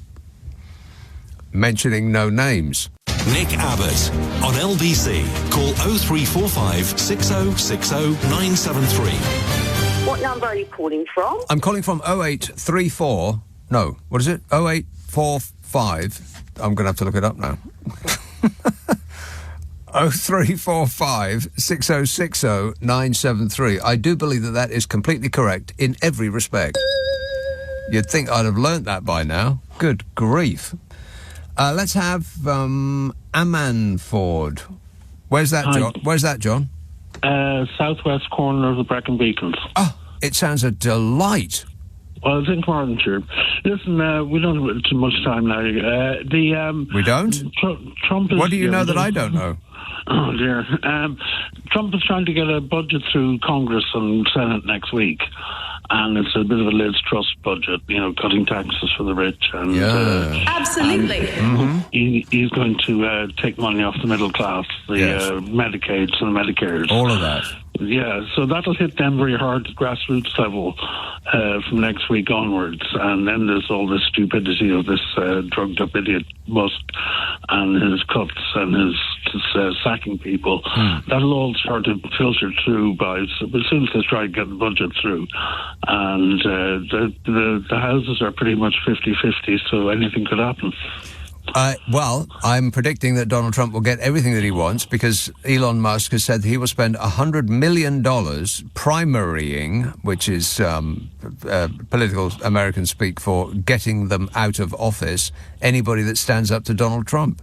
So they will think, do I like the money and the power? They'll remind themselves that, yes, they do, and then they'll vote for whatever Donald Trump tells them to do. Oh, dear. Listen, I'll go now. Okay. Lisa in the Wirral says, "Hi Nick, I think a lot of adults seem to need to be parented forever. They see Trump as a strongman, maybe just the bossy parent they had or wish they had, that would take all responsibility away from them permanently. It's a strange thing to want, but it seems that plenty do." Yes, Lisa, I think you've hit the nail on the head there.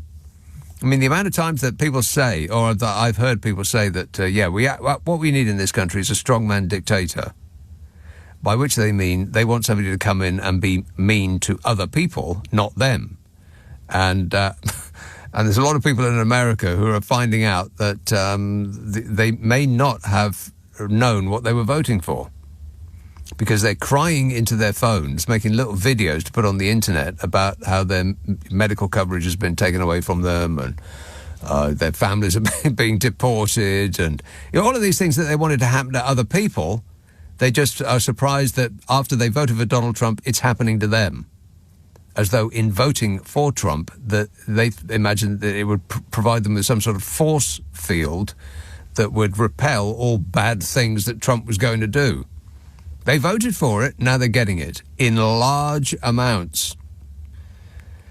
This says, "I am going to be honest, if I was Prime Minister, I would never sleep at night if I appeased Trump.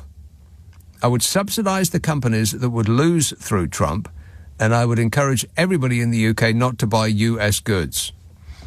Well, there's a lot of that about. People are thinking, finally, with their, as the Americans would put it, pocketbooks. If you don't like what a company or a country even is doing, then you don't have to protest, you don't have to make a sign, you don't have to walk around in the rain in front of their building. All you have to do is not spend your money with them. And if everybody on Earth decided to do that at once, then that country would be out of business in about a fortnight. And any company would be out of business the same day. We have the power. We just decide not to use it. And I do want to talk about this AI thing, and James Bond as well. There's a big story about James Bond today. But there's some further business to get through before we get to that. Oldbury, Ranjit. Hi. All right, mate. Yes, Ranjit. Yeah, I was listening to LBC earlier, and, the speech that Donny made, right? He finally mentioned Uncle Nigel. Did he? He says, yeah. So, I mean, since he got shot, how many times has Nigel Farage been to America? I don't know, right? It's probably 8 or 9 times. Well, enough to apply for permanent residency, I think. So he finally got a mention. Right. Oh, I want to welcome Nigel Farage. Yeah. Shout going out to Nigel and everyone who knows him. Yeah. Yeah, and he's going to love it now. He's going to make his head even bigger now, Nigel painful. Farage. You know what I mean? You know what? It's just terrible. I want to talk something on a lighter note. As I was saying last night, I was in India. Went to India for a holiday for a couple of weeks, yeah. In India, there's that much organised chaos of everything, right? I don't know that. I've never been. You've never been. You know what? When I retire, I'll pay for you to come with me, and you'll see it, right? Let me think about that offer. No. You go to the bank, right? You're talking to the teller. Somebody else will come up and say, "Can you come and have a look at this check?" Right?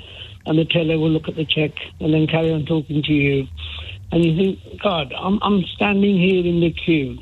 Right, why have you just pushed in? And then you think to the teller, why are you dealing with this person? Why are you dealing with me? And at the same time, they're dealing with about 7 or 8 other people. Oh, so when you said that somebody came with a check, you mean another customer rather than somebody behind the counter who was drawing her attention to potential fraud or something?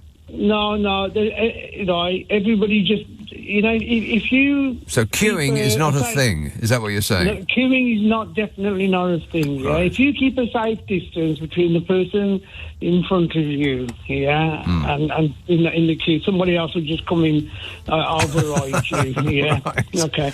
Yeah. And then, the traffic, Okay. The Well, traffic is just crazy. I've seen it. I'm pretty sure the Top Gear crew went to India on several occasions, and it did seem a little chaotic. Yeah. And you know what the best thing about it is? No rage. They don't Really? even do any rage. Wow. There's no Well, aggro.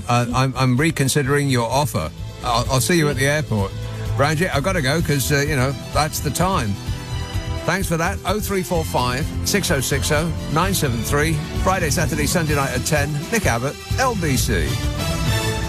On your radio, on Global Player, and Play LBC. leading Britain's conversation. This is LBC.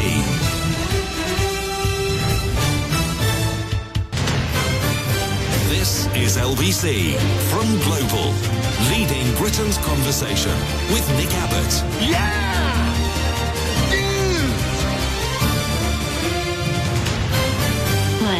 Words, more words. More words, that's what I deal in. More of them, more of the time.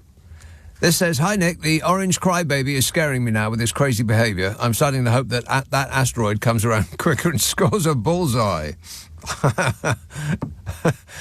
Yeah, I think it's only, what is it, like a 2.5% chance of hitting us. Now, I wouldn't mind very much if it hit, if it scored like a hole-in-one. Just as he was, busy cheating and taking numbers off his scorecard. If it scored a hole-in-one, then that asteroid would get my thumbs up. This says, hi Nick, World Pride is due to be held in Washington, D.C. this year in May. Can you see this event taking place, or do you think the terrible trio in the White House will ban it? Yeah, the latter, because it will upset the libs and will make his dingling fans think that they have won something. Muswell Hill, hello, Chris.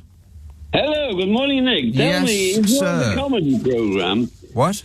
Is yours a comedy programme? No. Well, you'd make a great comedian because you've made me laugh. Oh. Do you know who his opponent, do you know who Trump's opponent was in the election? Yes, I do remember back that far. You do? Come on out. Do you think she would have made a good president? Better? You think she knows what day it is? Can she string a sentence together? Yes and yes. Yes and yes. Have you heard her speak? Yes. You've heard her salad of words, and you think Putin was terrified at the prospect of her becoming president? Do you think that Vladimir Putin was terrified at the prospect of Donald Trump becoming president, or did he have his fingers crossed, hoping for it? Absolutely not. He was terrified. That's why he's coming to the table. Because he knows he can't play games anymore. No, he's coming to the table because Donald Trump has just given him everything he wants. No. Donald Trump is a realist, and he knows that Putin's not going to walk away. Millions have been killed in this war. Donald Trump is not a realist. Donald Trump is a fantasist. The opposite of everything you have just said is true. The opposite of everything you've just said. You are the one who is a fantasist. Putin could carry on with this war for the next 20 years. Do you believe Chris, do you believe that entering into a negotiation to sign a deal with Donald Trump is worth anybody's time?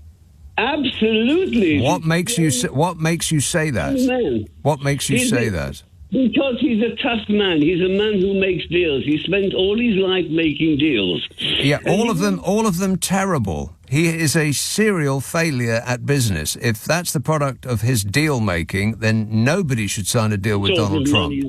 Have you made the sort of money that Trump's made? No, but then my daddy didn't give me $450 million. But how many billions has he got, though? How many billions has he got? How many deals has he made through his life? I don't know, Chris. What's the answer to that?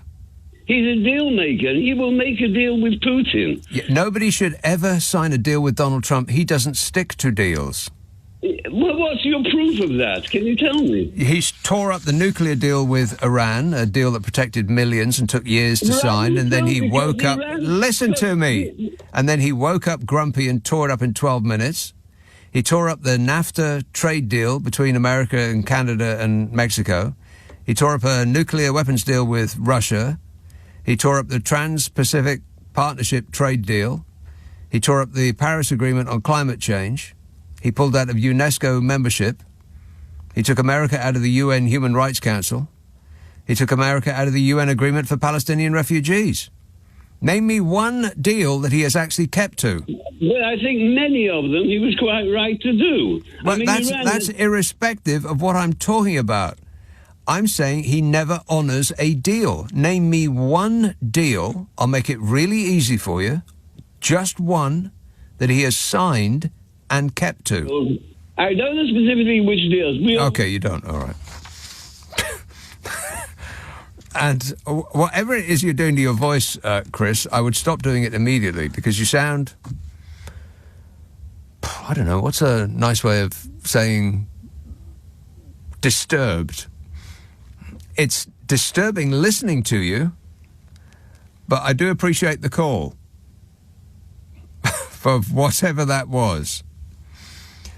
I'll sum that call up for you. I'd rather listen to that for 5 minutes than him for another single second. Another one of these Putin Apologists. There's so many of them. That guy will have an anonymous account on Twitter with 3 followers and an official blue tick. Painful. Anne says, Nick, I've just been to see an Eagles tribute band. Rock and roll! Not only were they extremely talented musicians, they were very easy on the eye, says Anne. Well, they weren't anything like the Eagles then, were they? Because the Eagles, I think the average age of the Eagles is just past death. Just past death. This says, only 16 weeks before the nights start drawing in, and we can head back to another icy, bleak winter. Have a great show. Yeah, thanks a lot. Am I hallucinating, or does the sun appear to be higher in the sky? And it seemed to come all of a sudden because we went through one of those periods, like a 2-week period of like a complete white out, didn't we? We didn't see the blue of the sky for about 2 weeks. And that's happened several times this winter already. And I don't ever recall that happening before. Not going that length of time without seeing the blue of the sky. And the mist was so heavy in the air, it felt like sort of walking through the spray of a car wash all the time. But once the cloud sort of cover came in, we didn't see the sun for about 2 weeks, during which time, of course, it continued its progress through the sky. And it has, well, it's not progressing compared to us, I know that. But relative to us, that's what it looks like. And so after that 2-week period, it was much higher than it was before we lost contact with it. So it's almost like we've been propelled into spring. Marvellous. And now when the sun does come out, then it will the yellowness of the light is certainly noticeable, isn't it? Spring has sprung all over us. Wonderful. I'll just check ahead and because I can't remember. I did the weather forecast yesterday, but I can't recall quite how it went. So let's have a look. So this is the southeast. Raining tomorrow and raining on Monday, and then sun for the rest of the week, and then raining at the week. Oh, sorry about this. Raining at the weekend, and then sun during the following week as well. Funny how that sometimes works out that way. Raining when you're free and you can go out, and sunny when you can't. Oh well. But spring is here. It's happening. Spring doesn't care about Donald Trump, and it doesn't care about Elon Musk. It doesn't care about any of that craziness going on over there. The flowers are poking through already. We've got daffodils and snowdrops and all of that good stuff. Pretty soon, the cherry trees are going to be in blossom. How wonderful. Marvellous to be alive. 0345 6060 973. Let's have Gateshead. Robert. Hello, Nick. Yes, I'd like to speak to you again. Robert. There's 1 or 2 points I would like to raise with you because you've just had a replacement for Jonathan. Oh, hello. No. No. I never want to hear that voice again. I think the whole Republican Party, the GOP, has moved to another planet, an alternative reality. Well, they don't exist anymore. It's the Donald Trump Party. The Republicans the cult. are extinct. Yes. And the other thing is, all this stuff that they're going on now, Zelensky's got to sign over 1/5 of his country to pay for weapons that has been supplied by America. Absolutely ridiculous. I mean, America supplying weaponry is just a transfer of taxpayers' money in America to the industrial military complex. They're not giving anything to Ukraine. They're giving money to the Boeing and Raytheon and all of those companies that I don't know the names of. There's a lot of them. But the point is, what makes people think that Putin didn't know there was rare earth minerals in the east of Ukraine? Well, yeah, of course he does. But he's known for years. That's why he's invaded in the first place. Well, he wants to recreate the Russian Empire. He does. Supposedly, and cement his place in the Kremlin. Or he's going to be alongside Lenin. Well, eventually, perhaps, yes. But as I say, it's the way that I was just about to watch something when I heard this lad Chris on. I was just about to watch Liz Truss's speech to CPAC yesterday. Oh! Warning! Don't do it, Robert. Absolutely. Yes? Don't do it. Oh, no. I watched the first minute and then I thought, no. Do we all realise that she's on the same stuff as Elon Musk? I don't know what she's on, but if I was a family member, if Liz Truss was a member of my family, I think I would want to sit her down with a cup of tea and have a quiet chat with her, because she seems to be embarrassing herself. It is. But she needs the Americans to come over here and remove our deep state. Okay.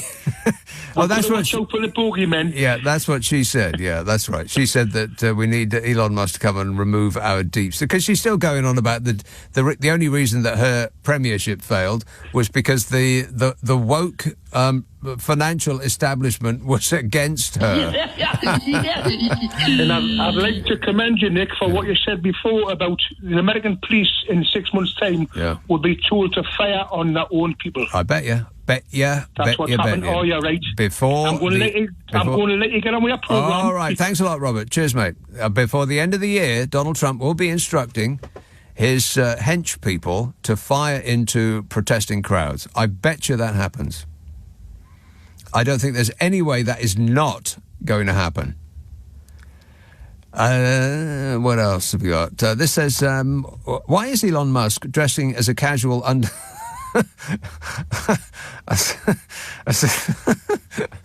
Why is Elon Musk dressing as a casual undertaker? And why was he strutting with a chainsaw next to that sideburned weirdo?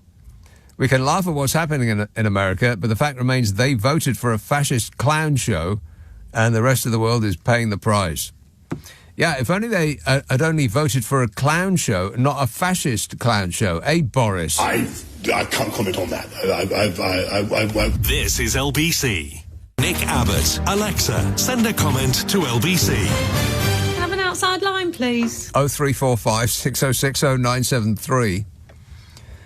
This text says, Nick, did you see Trump, quotes, jokingly talk about a third term yesterday? He ain't going nowhere. No, he absolutely isn't. No.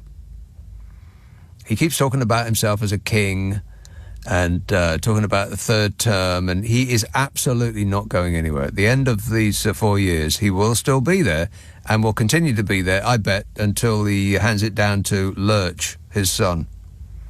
Not the two idiot sons. He's going to hand it down to Lurch, who looks like a real piece of work to me. I was just reading up about him. Good grief. I mean, if you want to be appalled, just look up what Barron Trump is like.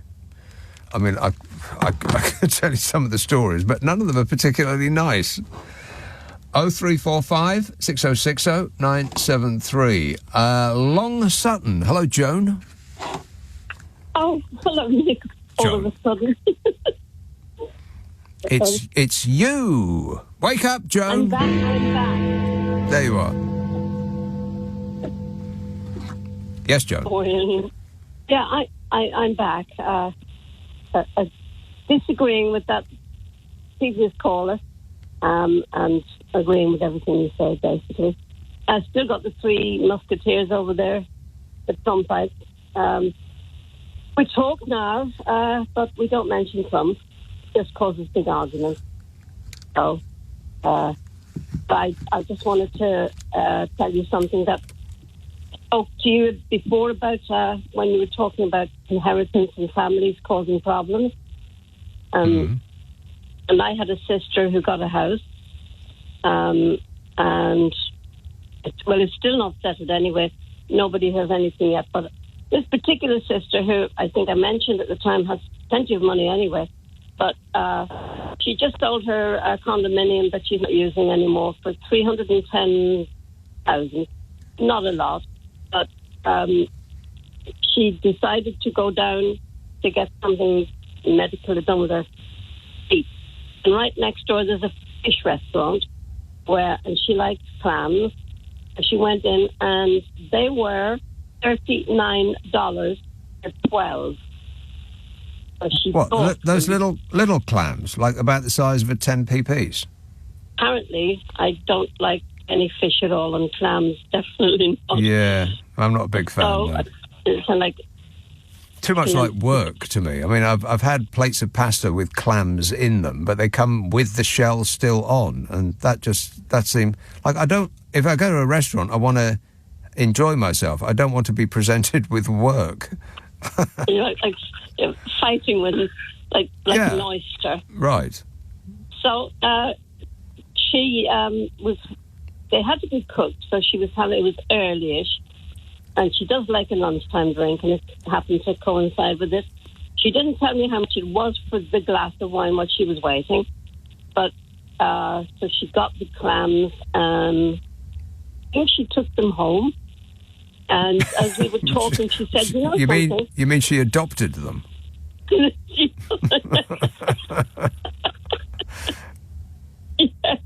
Yes, and then as we were talking, she said, come to think of it, I think that they only gave me 11. And I said, you're not seriously thinking? And she said, actually, I'm just going to put the phone down right now, and I'm going to call them up and tell them that they only gave me 11. And I said, are you really seriously looking for a freebie? Why don't you take it out of your 310,000? Yeah. Just landed in your bank. No, the $39, I tell you, mentioned earlier on that money, people who get money want more money. Yeah. She is so tight and so mean. Well, that is an outrageous amount of money to be charging for, did you say a dozen clams? A dozen, yeah. $39 for a dozen clams. Yeah, and it was their takeaway. And whereabouts is this? That's in Stewart in Florida. Florida. She's almost American now. American, She's been there for 50-something years, so she is American. Well, if she's going to go back to the restaurant and complain, then being in Florida, I would advise her to take her gun, because that's the only kind of language those people understand. I know. All right, well, tell her to send me a postcard. Or don't. I've got loads of those. All her cruises, she sends postcards. So I will ask her. But all right. I just wish they could hear you. I really do. Well, they can hear me. The internet is available even in Florida. That's what I heard. All right, thanks a lot, Joan. Pass that message on. This show is available on an internet near you. We take the news and the ads out, and we put the Friday and Saturday night shows up the internet as a podcast. When I say the news and the ads, I mean the news and most of the ads. Mostly. Which means it takes less time to listen to. You'll use less electricity, and you still wouldn't be able to afford a plate of clams at the restaurant that nice lady was talking about. This is LBC. With Little Plus Bakery Super Spin, simply shop and spin to win a free Little Bakery coupon on every shop. Download Little Plus and get... Switch to the Retail Industry Awards Supermarket of the Year. 18 plus GB residents. 1 spin per customer per day. Various prices available. Subject to availability. Offer available 13th to the 26th of Feb only. Full T's and C's apply. See lidl.co.uk/spin. Nothing beats a Jet2 holiday. So take the family to Fuerteventura. Expect white sand beaches, amazing water parks, a tropical zoo, and top-rated resorts. And right now, save £400 as a family of 4 with My Jet2. We've even got free child place holidays available. Book Fuerteventura now with just a £60 deposit per person. Jet2 Holidays. Package holidays you can trust. After National protected. Subject to availability conditions. Fries eyes. Noun. Origin, McDonald's. A look given to your fries that suggests a person may intend to steal them. Related phrases include, oi, get your own. Don't be so cheeky. Fries eyes from McDonald's. Served from 11 a.m, subject to availability. Angela Rippon, what are you doing here? I've come to tell you about using energy flexibly, Albert. Flexibly? Yes, smart meter owners could get rewarded for moving their energy use, like doing the laundry at off-peak times. So I don't need to do the splits? No, Albert. Nobody wants to see that. Get rewarded for using energy flexibly, only with a smart meter. Search Get a Smart Meter today. Eligibility and availability vary. Consumer action required. Reward schemes and tariffs available to selected customers from selected suppliers. Nick Abbot on LBC. Call 0345 6060 973. Hello, number please. Trying to connect you. Sorry to keep you waiting. Yes, Julie in Plymouth. I am sorry to keep you waiting. I should think so too, young man. Julie. Hello, Nick. 3 things, if you don't mind. James Bond. Yes. What's going on? Is that Margaret Thatcher selling things beyond the grave? What's going on? No, Amazon has taken over James Bond. It's not right. It's not correct. It's not well, proper. I don't think that this portends anything good, no. People have called it absolutely terrible news and fear that it's going to be diluted or exploited and possibly turned into a TV series. No! Oh, goodness, no. It's a classic genre film, isn't it, of its own, Bond films. It's such a shame. Oh, I'm disappointed. I must admit, I didn't get into the earlier Bonds. I've really enjoyed the Daniel Craig ones. I have watched a couple of the older ones. Yeah, I thought they were okay. I mean, there's 2 really good ones and 3 okay ones. I do think, is your favourite on the list, is it Aaron Taylor Johnson? Was he the one that you liked? No, I think that there's two people. One's called, I can never remember the guy's name. He appeared in a film called Starred Up, which was about murderers in prison. And the other one was a black guy who sounds French, so he's got a French name. Oh, yes, Pierre somebody or other. From a film that I saw on Netflix called Something Ridge. And I think he's in... I'm not really helping, but... No, but I know who you mean, because Right. I'm sort of a similar age to you. The whole way through that film, The I thought he could really play James. And I know that some people are going to balk at the fact that he's black, and we go, "Oh no, he can't be James Bond if he's black." No, he's great. But I thought this guy could really actually do it. Yeah. I think I was disappointed that the audience doesn't seem to have taken to the Black Doctor Who. So I think I don't watch Doctor Who, but at the end of I've got no idea. But at the end of the day, it's just ridiculous. Like, I'm sure he's a perfectly good young actor. I've got no clue. I wouldn't even be able to pick him out of a lineup. I don't know who it is. Doctor Who is a children's programme. Yes, that's when I remember it from. Yeah. But I'm not a sci-fi person, really. Right. You know, I know that we feel like we're living in a sort of futuristic scenario. That's right. Yes. The other thing was, a good friend of mine who listens to you in Folkestone, she said to me the other day that, did I know, because I used to live in North Norfolk, that I think 3 or 4 seals have been killed because of avian flu. Seals? I know. Seals? Yeah, they must just hang out where seagulls hang out or something. Because obviously they don't eat them. Hang on a minute. Avian flu, the birds, and it's jumped species. Now, I know that the cows have got it, and now seals have? How have they got it?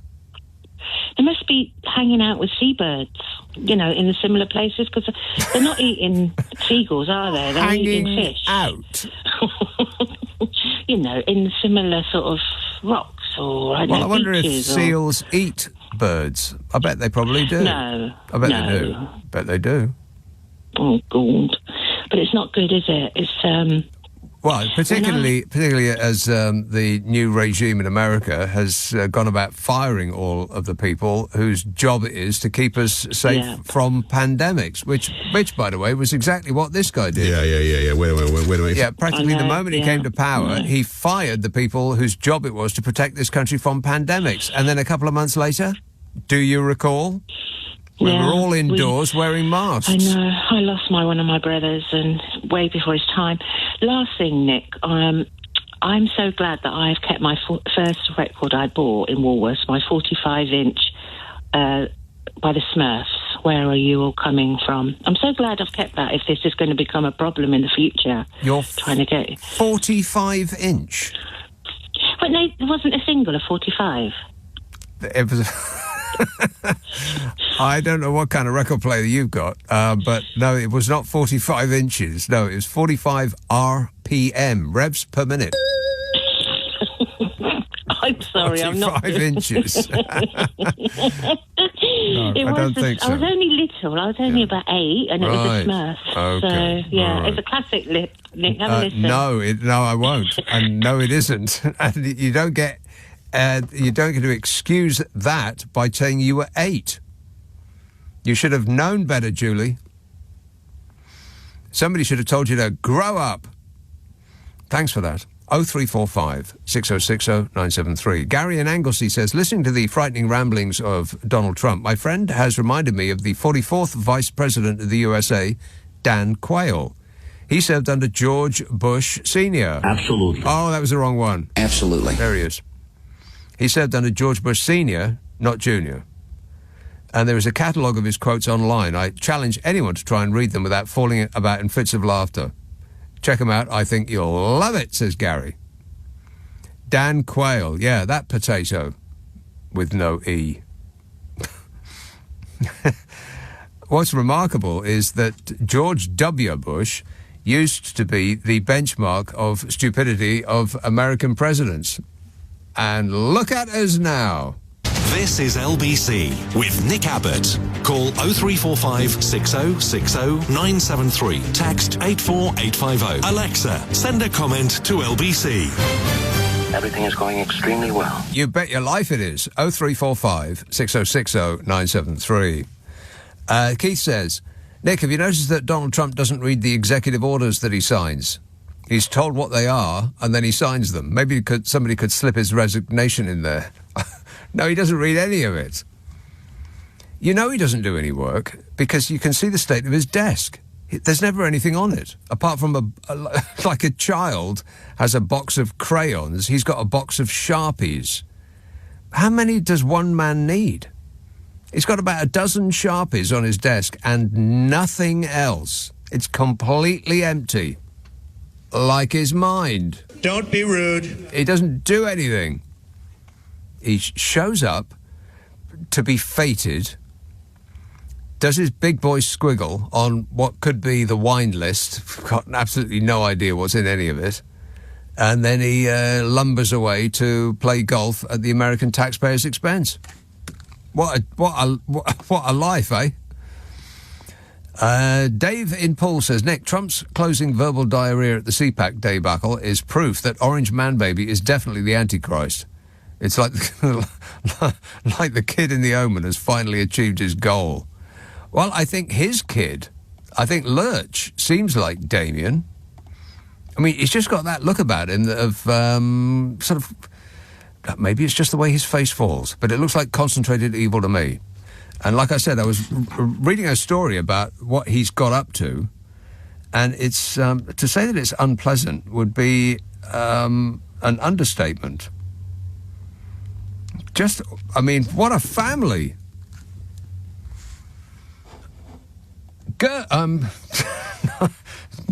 Goebbels is not on the phone, but a person who wants to speak about Goebbels is Jeff.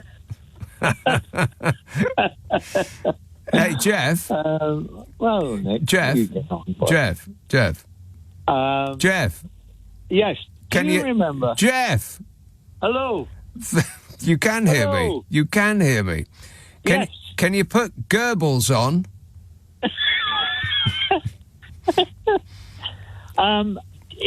I was looking at. Do you recall Donald Trump and family going to the White House first time and being met by Biden and his wife? Barack Obama. And they all said welcome, and Biden said welcome back. This time, yeah. Welcome to your home. Welcome back to your home. Yeah. Do you remember that? Yes. Well, they walked up the steps, and Barron leaned across to the beaming Biden, whispered something, and Biden fell. Yes. No, you're misremembering it, Jeff. This was during the inauguration, I think. No, it was. No. Yes, I'm afraid so. He was going back. Old Biden was leaving, and Trump was arriving. Yeah, you're remembering some of it, but in the wrong order. But anyway, the it of it is quite right. Joe Biden seemed to be, he was smiling away and having a nice time, and then Barron leans in and says something to him, and it wipes the smile off Joe Biden's face. And at that point, it did look like Damien has grown up. Exactly. And if you look very carefully, you can see a blue smudge behind his right ear. And people should really look into that. Yeah, very strongly. Yeah. Anyway, your glamorous assistant has given away my little test. Okay, I got another quote for you. When I hear the word culture, I reach for my revolver. Who said that? Well, now let me guess. Which famous historical character whose name begins with G and ends with Herbals? No. Oh, right. Who was it then? Hermann Goering. Right. Oh, Goering. Right. The other one. Yeah. Now you can change the word culture to woke, can't you? For today. Yeah, you can. Yeah. And who said? Just a little. See if we can get them right. Was it Goebbels? No. Oh. Who said the masses are stupid? He who wins the streets wins Germany. Well, that would have been Adolf Hitler. Well done. You're getting better at this. The masses are asses. He said that. Is something like that along those lines. I've said that multiple times. I had no idea I was a Nazi. Well, the thing is that it seems as if we are going through it all again. Yeah, where the History Channel is on repeat. It is.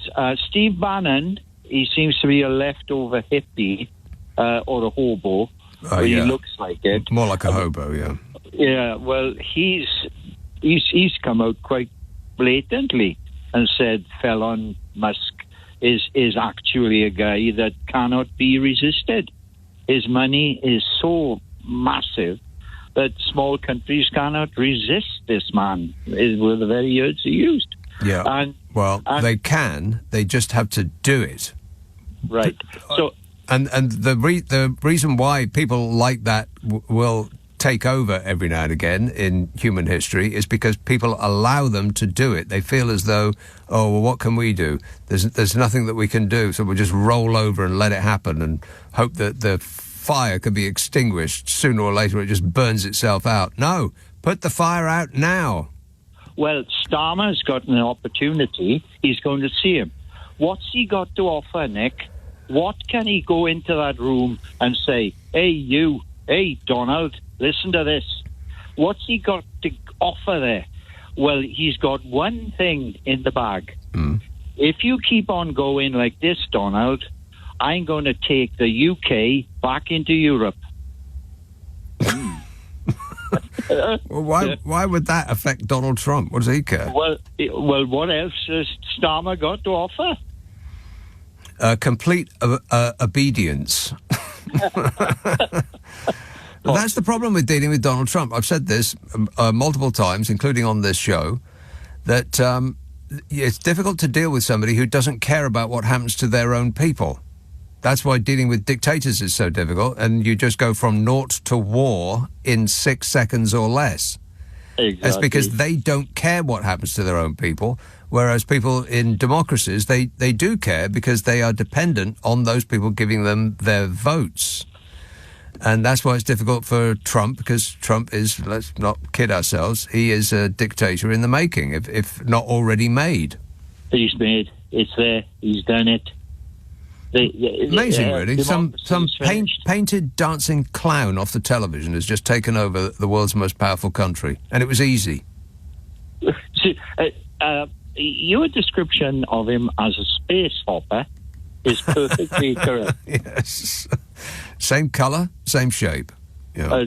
You've got it. All right. Thanks a lot, Jeff. Ta-da. No problem. 0345 6060 973. This text says, Trump is starting to sound pretty woke, what with saying that love is one of his favourite words and wanting peace in the world. Yeah, that's what he wants. He's just all about the love, sure. Hey, Melania, your husband is all about the love. I don't care. She's actually not that bothered. Couldn't care less. Darryl in Hove says, hey, Nick, I think I've cracked it. The reason why Donny's face is such a strange colour and is growing darker by the day is because it's actually made of rubber and it's slowly perishing.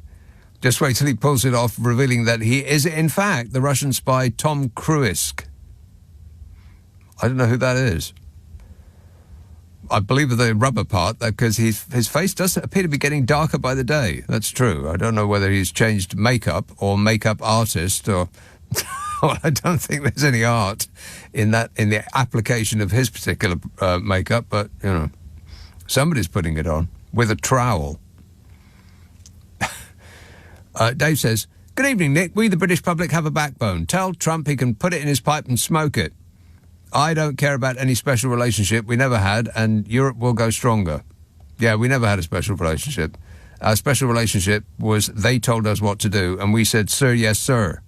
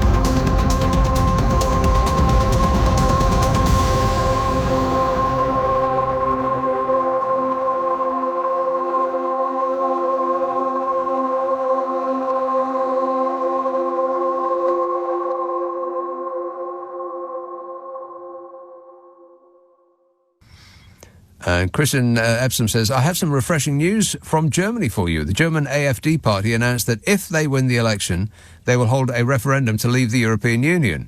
The EU is on the verge of collapse. All over Europe, people are saying that they've had enough of the incompetent, authoritarian corruptocrats running the EU, destroying their economies and cultures. Nick, if Germany leaves, the entire rotten edifice will crumble, says Chris in Epsom. or Chris in the Donbass, or Chris in the Kremlin. I've got no idea. One of the above. Sounded like a bot to me. 0345 6060 973. Let's have Bath. Hello, John. Hey, John. Two things. One of your callers said that seagulls don't eat meat and other stuff. Have you seen? Who said that? Who said that? Well, one of the callers was saying that, a seagull. How did it get avian flu? Yeah. They eat everything under the sun. No, I think... Well, either I misheard or you did. I thought she said seals have avian flu. No, but seals spend time with seagulls. What does that spend time with? But seagulls eat... seals eat seagulls.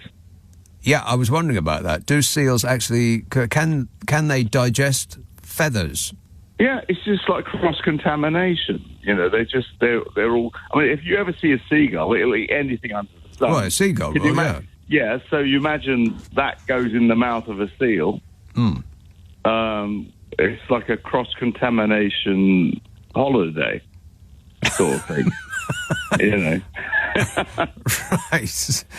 Okay, book now, because these cross-contamination holidays won't be available forever.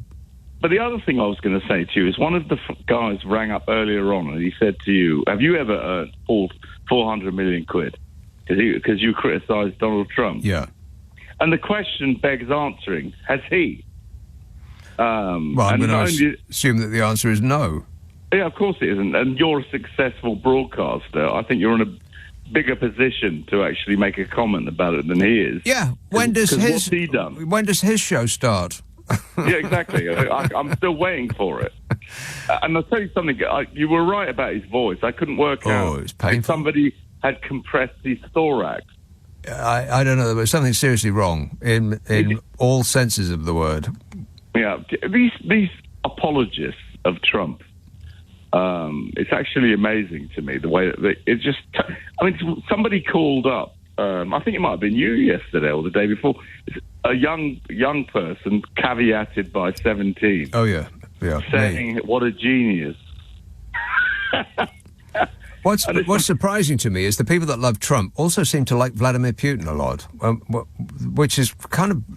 Where did that come from? That sort of blindsided me. I didn't realise that liking the President of the United States of America also meant that you have great reverence for the President of Russia. I thought that the two were... the two thoughts were mutually exclusive. Apparently not. But Nick, confirming the fact that I'm on the list, I've always thought that Trump is a satellite for Russia and China.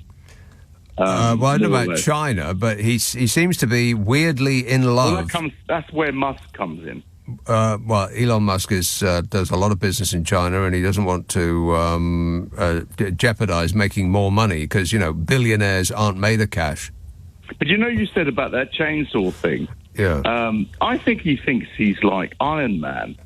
Yes. He thinks he's Tony Stark. He thinks he's enormously popular, and people find him charming. And this is where Robert Downey Jr. needs to stand up and say, yes. Get back in your box. Yeah, exactly. Come on, Robert Downey Jr., where are you when we need you? Exactly. He's got a lot to atone for. He needs to... certainly does, yeah. But anyway, listen, it's lovely to hear you anyway. All right, thanks a lot, John. Love you too. Cheers, Take mate. care. Ta-da. This is LBC with Nick Abbott. Call 0345 6060 973. Text 84850. Alexa, send a comment to LBC. Come on, we're running late. We are running late. Darren in London says, did you see Musk got rid of everyone, including the cleaners at the White House? However, he kept the butler who delivered the Diet Coke to Donald Trump. Hey, Donnie, I don't think the Diet Coke is working. That's, I mean that in a helpful way. Yeah, they're not interested in cutting spending. If they were, then Donald Trump wouldn't be going to play golf at the taxpayers' expense. Millions and millions of dollars it takes to get him to waddle about on one of his own courses. If they were really concerned about cutting wasteful spending, then he wouldn't have taken the plane to go to the not the NASCAR. Those are lines. Yeah, no, NASCAR. Yeah, that dumb American motor racing thing, and he wouldn't have done the parading around the course just like Hitler did, actually. Same blooming thing. So it's not about saving money. It's about a transfer of wealth from the poor and the middle class to the super rich, i.e. Elon Musk, and it's about it's total distraction to make his cult fans think as though they're winning something. I don't know how long it's going to take for them to figure out that they're not, but maybe never, because they have joined a cult. And that rather mitigates against coming to the conclusion that you've been had, because there'll always be an excuse for the dear leader. Sam in Cambridge says, where the hell is the opposition in the States? The child narcissistic megalomaniac is running loose around the world with no one opposing him. The world is surreal right now. Yeah, is this real life or am I hallucinating? Sam says, I'm not a conspiracy theorist, but I'm 99% sure that Trump and Musk are shape-shifting lizards. They can't be human. Well, there's a certain reptilian quality to both of them, mostly, isn't there? Particularly, come to think of it, Elon Musk. He's got the reptile about him. And Christian says, hi, Nick, on the subject of bands, ELO is rarely mentioned on your show. They're great, says Christian. Search ELO Live at Wembley on YouTube, particularly the rendition of Telephone Line. It's absolutely great. Jeff Lynne appears to suffer from the same syndrome as Keith Richards, in that he looks the same now as he did in 1976. Keith Richards does not look the same as he did in 1970. He might look the same as he did in 1876, not 1976. No. So you've got that way wrong. Keith Richards is like a completely different human now, if that is indeed what he is. But no, I have a very soft spot for ELO. And, here's a good piece of advice. I've mentioned this on this program before. If you want to just check out of all of this news nightmare, if you want to give yourself a little treat, one of the best things I ever saw was to Mr. Blue Sky by the Electric Light Orchestra, and it was the Commonwealth Games handover from Australia to Leeds. And the Australians said, thanks for a great games, goodbye now, and then it's the job of the subsequent country to do a little musical interlude in order to introduce the world to where they were going next. And it's one of the best things I've ever seen, and it must still be available on the internet. So look it up, and you can thank me later. No, wait. I've changed my mind. You can thank me now. Thank you. ELO, Mr. Blue Sky. Look up that and Commonwealth Games, and that's probably all you need to enter into your search bar. And it's all one take. It's absolutely extraordinarily good. It's all one take. It's one camera, just following the action all the way around. And some of it you think, wow, how on earth did they do that? But it was live, in one take, and it's just great. ELO, Mr. Blue Sky, Commonwealth Games. Andrew says, my wife works for an American corporate. I may have to boycott her. Boycott her. Tough times, Nick, says Andrew. Yeah. She knows what she's done. And Christian says, you mentioned that the Washington Post still reported the truth. Unfortunately, they are bending to Bezos' will, refusing to carry an anti-Musk advert last week. Really? Well, that is... billionaires can be very disappointing. You'd think with all of that money that they would care about things other than making more money. But apparently they don't. Weird. Speaking of which, Amazon's takeover of the James Bond franchise has been branded absolutely terrible news amid fears it will be diluted or exploited and possibly turned into a TV series. What? Oh, no. A TV series featuring as James Bond, a 50-something bald bloke who runs a gigantic online retail site and whose boss is called DT. I can be more presidential than anybody. Yeah. This week it emerged that the 007 franchise will no longer be in the hands of longtime producers Barbara Broccoli and Michael G. Wilson, which is disappointing. Because how many really good action-adventure films are being made these days that don't feature Tom Cruise? Tough. That aren't directed at teenagers, that don't have robots that change shape. You know, there's very few action-adventure films that are aimed at adults.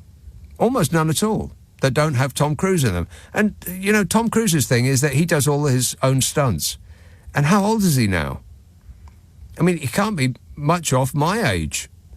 So he can't be doing that for very long.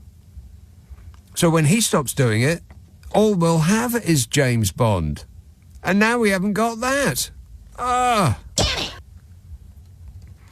After 30 years, Barbara Broccoli and Michael G. Wilson have handed over creative control to Jeff Bloomin' Bezos and his Amazon MGM Studios, which was formed when Amazon bought Bond's parent studio in 2022. Jeff Bezos actually does look like a Bond villain, doesn't he? He looks like he spends all of his time in the gym, but only ever works out his arms. He doesn't just skip leg day, he skips body day as well. Weird-looking man. A source told The Sun this is a bad day for Bond, amid the Broccoli family having reportedly cut their losses as they're unable to work or even say it, work amicably with Amazon. Yeah, on the plus side, a bad day for Bond could just about be the title of a forthcoming TV series. Or the forthcoming spin-offs, because, you know, there's bound to be loads of them. There'll be the Miss Moneypenny Diaries and M Goes Fly Fishing and the Bond cartoon dog, and oh my God, it's going to be awful. An insider said, ultimately it's a bad day for Bond. The siblings have always been very protective of Bond's image and would never have wanted it diluted or exploited like Amazon hopes to do. This is absolutely terrible news. They said, I don't have high hopes. Amazon will want to exploit the name without putting in real quality. The first thing to emerge will likely be a terrible TV series. And if you want an idea of where this is going, just look at what they did to Star Wars. In 2012, Walt Disney, the Disney Corporation, acquired Star Wars when George Lucas sold it for $3.2 billion. Wow. And they've since launched a raft of new original movies and TV series and animated spin-offs, none of which have been any good, apart from Rogue One. Only one film since they bought it has been any good, Rogue One, which was great, and essentially a remake of the first, which was Episode 3. Confused? Yes. Yes. The first one was the third one. Yeah. Write this stuff down, kids. This is important. Some disgruntled Bond fans suggested the Amazon takeover would lead to a loss in quality and an endless stream of sequels. Yeah. Another one bites the dust. Disappointing. Comments included, we used to get a generally good James Bond movie, but that's out of the window now. Get ready for Young Q and 00 Origins and other unwatchable Amazon Prime slop going forward. Yeah, my thoughts entirely. Yeah. Just say no. Just say no thank you. I mean, good manners don't cost nothing, do they? Be polite. Hey. Be polite. Hey. Be polite. Hey. Be polite. Hey. Be polite. Hey. Be polite. Hey. Be polite. Hey. Be polite. Hey. Be polite. Hey. Be polite. Hey. Be polite. Hey. Be polite. Hey. Be polite. Hey. Be polite. Hey. Be polite.